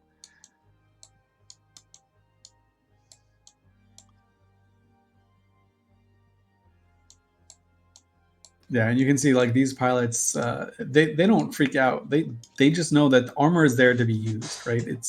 They don't have to worry about it too much. Shout out. They don't have to waste reps. Yeah, so I think this is just another team getting eviscerated by Tuskers just showing off their skill. I love watching teams like the Tuskers fly, like how they all position and kind of especially when they're flying a setup like this.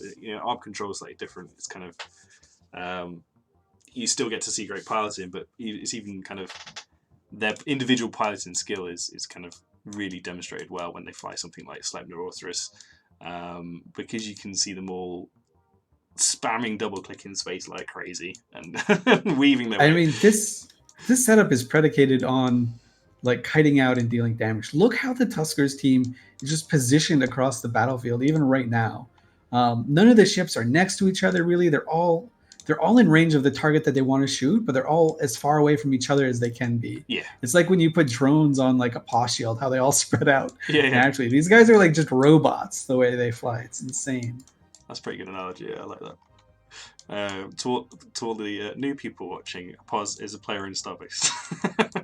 You might not have seen them. It's like a Citadel, but better. Oh, as we commend how great these guys are piloting, the Tusker Simi is about to die. Oh, it's pretty close. He's gone. Hey. Yeah, he has actually gone. Well played. Not a clean sweep there. Not a clean sweep. I don't think there's much Tuskers could have done about that because Typhoon. He was trying to get to the MJDB in my head. That's what he was doing. He was close. He might have even activated it because he was on like that trajectory. And that, if you're right, and I'm sorry, one of their pilots will point us out if we're wrong in Twitch. If you're right, that turn to slow down and actually activate it might have allowed the missiles just to apply a little bit. Well, also, I think when you activate it, your SIG blooms massively, doesn't it? Oh, does it? I didn't realize that. Does it work with it? Does it do that with the beacon too, or just the local one? It is with the beacon as well, right? I think so, but I'm not 100% sure now that you question. Yeah, signature radius bonus 150%. You're right. Yeah, because the number of times you see people like they're tanking and then they activate it to get out of there and then just get gadunked because suddenly everything applies to them. Like they were maybe just holding on, and now they're not. You learn something new every day. I didn't realise that actually about the mobile ones. Yeah, cool. Goodbye, mom's phone number. Hello, 150% SIG bloom to mobile micro jump drives. Two big shout outs in chat. V Veriera, sorry I butchered your name, and Monarch Black both subscribed to the channel. That's really, really cool. That any money we get from subscriptions goes towards our server costs for running our website. So that's really, really helpful. So yeah, I think that brings Tuskers up to 383 points. I don't think they can be topped now. You hear that, Tuskers? It's time to bring a meme comp. No, that's it. They're done. They've had their 4 matches. They've beaten everyone. They beat Initiative, Wilmore Society, Brave, and Goons. So yeah. Wilmore Society did manage to push them into second place with that previous match. So they're on 173 points. Initiative are 159. Goonswarm 149. And Brave... Hey, CSP Aurora just subscribed as well. Oh wow, cool.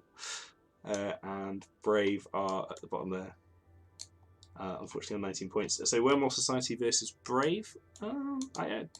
Either team could win this, I think. I think Wormhole Society's got the swagger though, right? Like they bring in the rooks. Yeah, they're feeling themselves right now. They're like, you know what, we owned in this. We dumpstered those guys. Let's do it again. So let's set up. So thanks to Nova Valentinus for offering to give me my mom's phone number again. I appreciate it.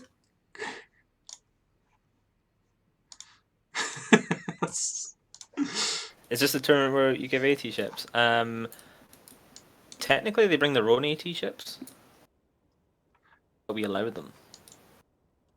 Sorry, say that again. I missed the question because I was reading. I was responding to someone in chat who asked, "Is this a tournament where you give AT ships?" Saying, technically, we don't give them; they bring them themselves. Is it? Yeah. Well, I guess he might be asking, "Is this the tournament where you can win them?" And the answer is that would be no. That would be a no. Yeah. That's so. The only... You can win money to then buy them. You can exchange them for goods and services. Yeah. If you want to see Alliance Tournament return prize ships and stuff like that, you need to email communityteam@ccpgames.com.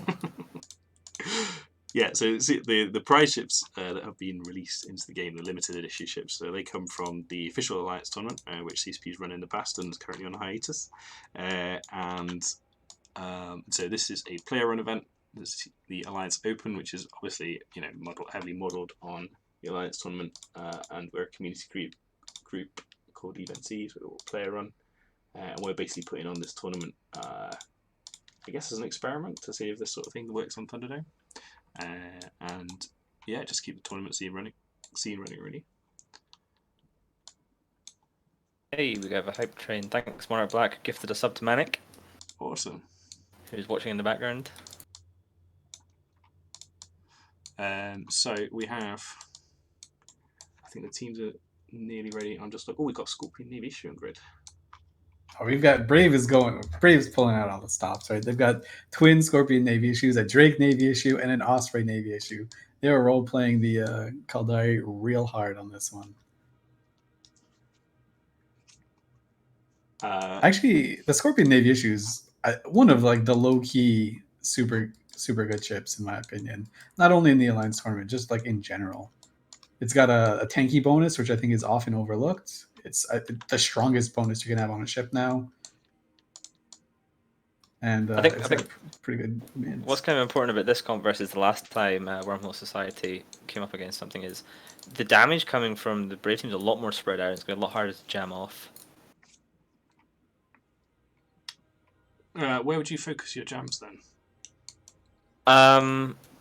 Probably on the stuff that can kill my Talias, so things like the Osprey Navy first, maybe that Hyena to stop the webs. And then if damage is getting too much, then probably onto the bigger stuff. Yeah, you want to get rid of the Jackdaw, the Osprey Navy, and the Hyena for sure. But we'll see what they end up doing, or at least how this ends up going, as the match is now underway. So Coffee Break and the Rook is getting primaried by the Brave team, as far as I can tell here. He is tanking fairly well with the two Talias, just right on top of him.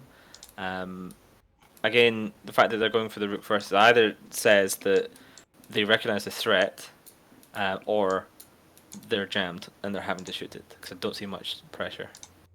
Yeah, so the Caracal goes down.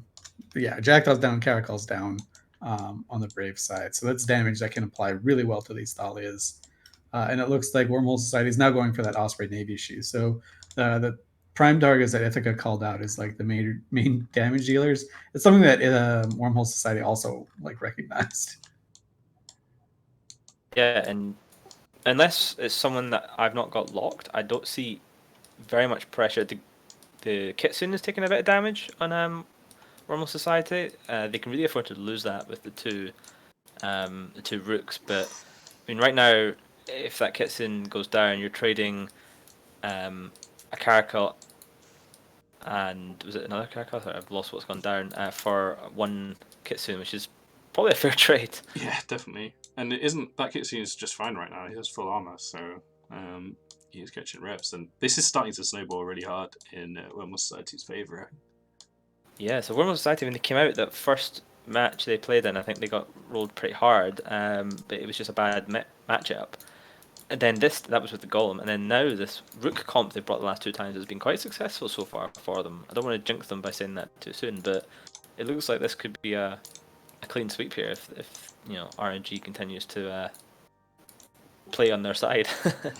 Yeah, I mean these the Kitsune pilot flew really well. These Dahlia pilots are actually doing a really good job when they recognize one of their guys is about to take damage. Just start zooming over there to get their reps on them most effectively. And so yeah, the same that we've seen before with this control team from Wormhole Society, or this ECM control team.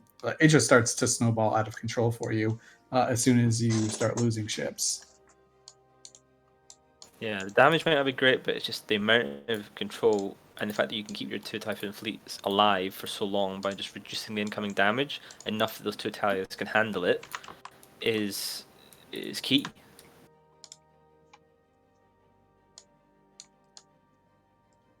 Yeah, This is very frustrating to fly against, though. Yeah, the Scimitar of Drizzle now is getting pummeled. It looks like he's going to go down to this missile fire. He's gone. So this the hardest part about these control teams is dealing damage. But you know what? They figured out a pretty nice format. Just shove these Typhoon Fleet Issues in here, and it's a nice setup because if someone bans a Typhoon Fleet Issue, you can just shove another ship that's very similar, like a Barghest or something, in that slot to do the same thing. So, yeah, it's just kind of. I mean, we've been slow and steady. We've been talking for coming up to 2 hours about internet spaceship explosions. At this point, when a match is so heavily in one favour, it's hard to get excited. But come on, Brave. Well, I mean, Brave getting this Rook. This Rook is really low. Look at this Rook of Coffee Black. He's obviously a jam was obviously missed somewhere. Maybe he's starting to regenerate. He's in back. Hull. He just He's in got Hull. chunked into Hull. So this might be. There you go. He's down. 1 Rook down. So that's big for Brave. I don't know if they've got enough left to still take this, but it's not a clean sweep. That's good. And that's about just under a third of the jam power off of the Wormhole Society team, and they don't have a huge amount of damage. So it's a possibility that they're going to start to feel that. This Drake Navy issue is now the prime target for the Wormhole Society guys. They want to get the links off the grid here, and the Drake Navy issue also does considerable amount of damage considering the tank. The Scorp Navy issues also obviously do a lot of damage, but they are way more tanky with a resist bonus and 8 mid slots, which is just ungodly. Yeah, there's only a couple of rep bots following that Drake around, so there's not going to be enough to really keep him alive. Just 2 heavy shield bots following him. That second Rook is taking a chunk of damage, because really the only thing he could be jamming probably is going to be the Scorp Navy at this point. I mean, yeah, probably that's where I'd focus my jam as well. I mean, the keeping that bomber jammed is probably not a terrible idea because. The Thalias now have a really easy job, right? They can kind of turn their, I don't want to say turn their brains off, but they can just kind of be a little bit more relaxed. You can see that they're separated from each other really far right about now, which generally would be a bad sign. You want to keep these guys together so they can rep each other if one gets focused. But right now they can just split up, be able to each be in the optimal range of a Rook and a Kitsune. Malediction just peeled off there. The Hound just started to burn away there. Malediction's pinned him down. The Absolution's coming in for cleanup, so he's going to be dead pretty soon. Just reducing. Do you know what? Once upon a time, a polarized Hound nearly cost me a win in, I think it was Lights tournament. Footwork were flying against, I can't remember the team, but the other team had a polarized, one of their bombers, just one ship had polarized torpedoes, which I don't know if you know, but polarized torpedoes do significantly higher damage, but basically have 0 tank. And he survived 8 minutes into the match. No one thought to shot him or even look at him, and he just chucked out tons of damage. So if you can just pick off a bomber quickly, it's always a good idea to try. Just on the off chance that they are using that trick. I don't know if you remember, I think it was AT13, was the year of the Bomber Tinker. Do you remember that year? Yeah, that's the That year was, I came 4th as a pilot. That's the highest I ever got. Very nice. Yeah, reverse tie-dye Bomber Tinkers with Tengu Logi. It was intense. Hey, That's CSP pushing a lot of Convict. buttons. Thanks, Convict. Nice. Yeah, You got so- the Nash face. Nice. Yeah. This is what I subbed for. That is Nash Godama, the EMNT CEO, who is busy keeping his businesses going through COVID. He's got a coffee shop and a bar in Nottingham now, if you ever want to visit and say hi. We're talking about this Wormhole Society team. So one of the hardest parts for Control is to have like damage, as we were saying. This kind of reminds me of like a Brave ECM team that they kind of flew quite a bit in some of their tournament runs that got pretty deep. Is they would take like these ECM teams that could dish out a lot of damage and also be very, very tanky. So it's kind of awkward that Brave are facing against a beast similar to what they've created before. Yeah, so seeing in Twitch chat, one of the guys, I think from Wormhole Society, is saying that, sorry, not from Brave, saying that one of the SNIs burnt his guns out at the very beginning of the match, which couldn't have exactly helped them. Oh, that's a feels bad, right? You get so excited to do a lot of damage, and they're probably like rapid heavies on there too as well. So those cycle time is so fast you can overheat them like whoa, or rather burn them out like whoa if they're overheated. Yeah, so that Stiletto is still alive. Not for long. Not for long. I don't think he's going to accomplish very much. But, you know, Brave is built... No, I was about to try and give him a pep talk, and at least Randolph pep talk about how Brave is built on people flying frigates and winning when they didn't expect to, and then he exploded. I got like three words into my pep talk, so... It's the thought that counts. Yeah. So yeah, GFs local there. Everyone being very nice to each other. So yeah, congratulations, Wormhole Society for that 100-0 win. Wait, no, it wasn't 100. Was it? No, they No, lost the Rook. Rook. They lost the They Rook. lost a Rook. The Rook. Okay, cool. Take that back. Sorry, I'm taking that back. But it does put them in a solid second place finish after Tuskers, so congrats to them. They lost their first match to Tuskers, and then they came back and won 3. And Brave, unfortunately, are going to finish up in 5th place tonight. That being their last match as well. They managed to get 30 points on the board though, so they did kill some stuff. They don't go home completely empty-handed. The last match of the night is Goonswarm Federation versus Initiative. Now, this doesn't, this is just for fun. The opens that we're running for teams to come and practice being in a competitive environment and pilots getting experience flying on stream. So the points don't really mean a lot, but it's bragging rights. And at the moment, Goonswarm and Initiative are sat very close together. 159 points for Initiative, 149 for Goons. So everything's played for. Well, 3rd place to play for in this match between these. Well, two. I think what we could do is... Obviously, everybody knows the Initiative are Goon pets. However, what we could do is You just we got. could say I that... bet someone just upset. And someone just upset a Garrett. And so Garrett. Can you do just that? got uninvited wormhole eviction there, Thicker. Yeah. Well, I was going to say, Yeah. whoever wins this match can be the overlord. So if Goons win, then Initiative are the pets, and then if Initiative win, Goon can be Initiative pets. There you go. That's what you've got to play for. In tournaments. And I'm going to set Goons blue this time in show of faith. Okay, but I've got it just to make it clear to the viewers, I've got it the other way around. So Goons red, Initiative blue, which is what's on my spreadsheet.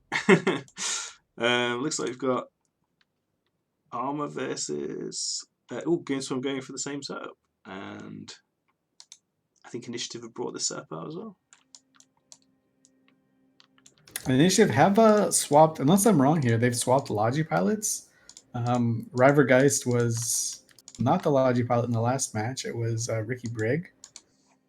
and I commented about how good he was, so that's why I remember him. But now Ryver Geist, who is a long, I mean, I might be wrong here again, but he's a long-time Alliance tournament pilot. His name is seared into my brain as someone that I have to fear. So that's an interesting kind of change. But they have a triple Cerberus, double Sleipnir team. The Sleipnirs are autocannon instead of artillery, which is a weird combination with the Serbs. But you know what? It is what it is. Maybe they'll just sit with Barrage and play and fall off a little bit and do some screening. They also provide links, which is a really nice ship. That's why the Sleipnir is just so beautiful. Except now it looks like a hurricane instead of a cyclone. As it has for the last 5 years. It's not even like a new change. I'm just still bitter about it. I was quite disappointed with that change as well. But I think I've got used to the new look. I actually quite like. Now it's stuck in my head. Is the right way around. Did so there was some drones left on the field. I just warped into clean. Okay. They've been moved. Yeah. Okay. So ignore the apocalypse then. Shout out to this goon in the Typhoon Fleet issue who warped to the wrong team. I'm just gonna have to briefly reposition. He forgot that he was not flying on an init fleet. That's the team captain here as well. There's no excuse. Yeah. He's like, oh, the initiative. I shall join you. It looks to me like that Aneros is too far away. He's moving. The Aneros came in at the 50 kilometer or the 80 kilometer warp in. Goons in shambles here. They're like, we can't lose to our pets. DBRB once was flying their flagship Balgorn and warped his Balgorn in at the wrong range and had it moved to 0, which he then claimed was an elite bait. It then just ate it and died instantly, and so it was not an elite bait after all. He just clicked the wrong warp. It's not the first time he's clicked the wrong thing, I believe. So I'm still skeptical of this Goon Swarm setup purely because I like triple Typhoons. That's great. That's like a ton of damage. Having armored Typhoons is pretty cool. You've got 2 double bomber there for even extra damage. Maulers are not a bad tackle ship because they got a ton of brick tank and they can fit tackle and newts or a little bit damage. Punisher's a good tackle ship, so it's kind of like Aneros is obviously a great logic. The problem is for me that it's missing links, which a couple of command destroyers if they manage to.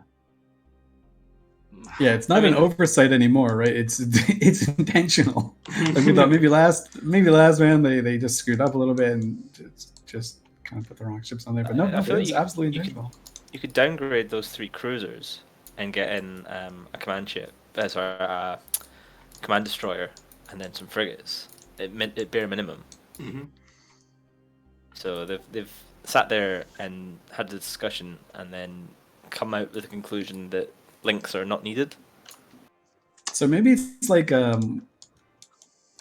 running with weights on your ankles, right? So then when you take them off in the real tournament, you can just add links and be like, man, we're like twice as strong now. This owns. I mean, their concept might be we've got 3 Typhoon Fleet issues and 2 bombers. That's just going to do so much damage. We're going to bust through their core ships, and we won't even need the links because then we'll have enough to tank.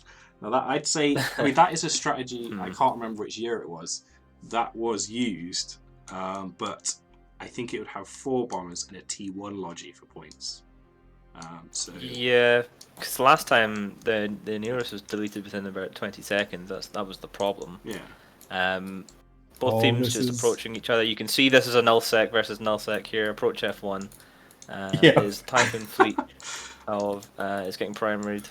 They've all just come into the center now. Everyone is just approaching the center of the arena. Well, I mean, they're all overheating. The Sleipnirs are, but the rest, to be fair to Initiative, are hanging back in their appropriate positions. But the autocannon Sleipnirs, you're right, have brought straight in, and right on top of that Typhoon, who's already in hull.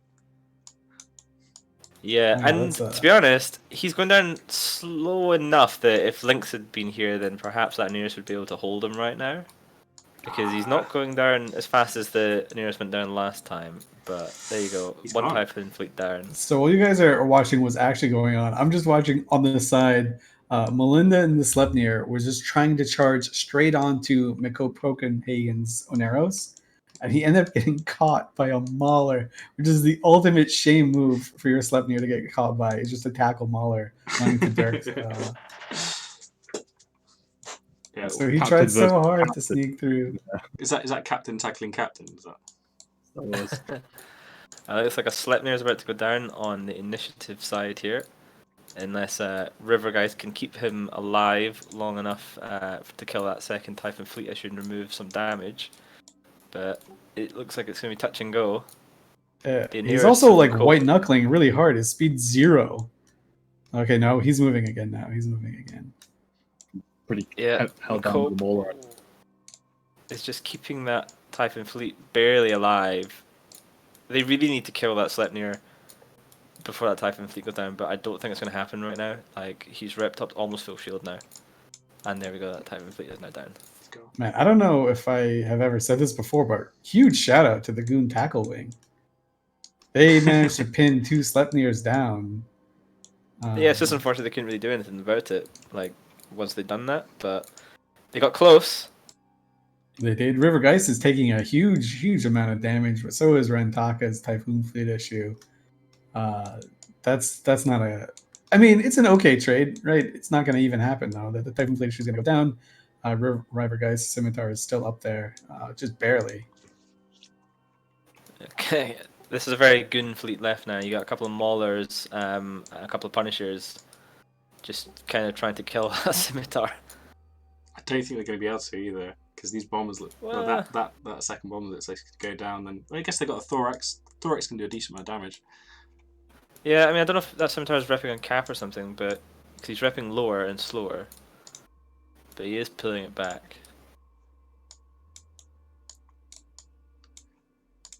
I Could want to be a know what clean this sweep?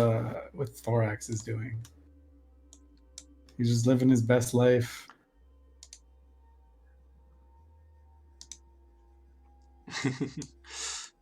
Yeah, Yeah, I think he's trying to kill that Jackdaw. it looks like a clean sweep here for initiative. I think, unless something might. Hex no Nero's more. finally down. I don't think initiative have ever been pet games. I think it's a Valued mutually allies. beneficial relationship. I like This the was- initiative, to be fair. The initiative are fun. I know a lot of good people in the initiative, so can't fault them. This was like a very unconventional, like the way these two teams played it out. Like they both just kind of charged in and kind of tackled and screened off a little bit, and then just made the best of it. But the initiative really executed quite well with like everything that happened. Right, they made the correct target calls. They kept their ships alive. Right, they screened off some damage. They when they got tackled, they were able to call it out and get freed. So really well played. And also I was pretty impressed with the Goon Tackle Wing as well. Obviously they couldn't capitalize on it as much, but they're running with the weights on their ankles. So all their ships are a little bit slower. The fact that an unlinked Mauler was able to catch up to a linked Sleipnir, I mean, that just shows you've got really good pilots. Yeah, and it's just that Thorax now is going down, and once he does, that will be a clean sweep for the initiative. You like that button, don't you? I do. It's great. The I've only T-Pain discovered button. it recently. Yeah. Good fights, good fights. So that is the last match of the evening, and I can see Lexi just tallying up the points here to make sure. Are they all in? That should be Yeah, because it was 100-0, wasn't it? So, Tuskers, first place. So just to recap what we've done a little round robin. Any of the teams that are signed up for our tournament can take part in this open session. They just let me know they're coming. Basically, we cap it. This one, we changed the format a little bit now and again just to try things out. This one was a 5-team round robin. So they've all fought each other once, and we've just added up all the points from their kills. Tuskers 383 points, so they finished up first. Wormhole Society in second with 273. Initiative in third with 259 points. Goonswarm 149 and Brave with 30. So Legacy are the worst. coalition, I believe, at tournaments currently. Wow. Well, actually, no, PanFan didn't show up, did they? So That's a fat zero. On the, fat zero. Yeah. So, what was your favourite comp that you saw tonight, guys? I like that Rook comp, the Wormhole Society were fielding. It was just a bit different, and it worked really well for them. So interesting to see it. Oh, mine for sure. The Tuskers, 3 Sleipnir, Loki, all bombers, AT7 throwback Minotaur Rush setup. Just beautiful and executed amazingly well too. Yeah, I think I'm gonna have to agree with you on that one. It was very smooth, very cool. And I'm loving seeing all these shield kiting setups. It makes for some good matches. I think like when you see Tuskers just dominate through piloting over less experienced teams, it kind of feels bad to watch that. But when you see two of like the best teams fight with those setups, it gets really intense because every piloting decision makes a huge amount of difference. So if that is the meta, and we saw more of that during the actual tournament, that'd be fantastic. So yeah, we'll wrap it up. Thanks to everyone who hit follow and hit subscribe. And for the many subscribers too. Yeah, thanks guys. That's awesome. Yeah, thank you very much. So yeah, good night, and we will see you next week if we get enough teams sign up. Thanks very much for watching.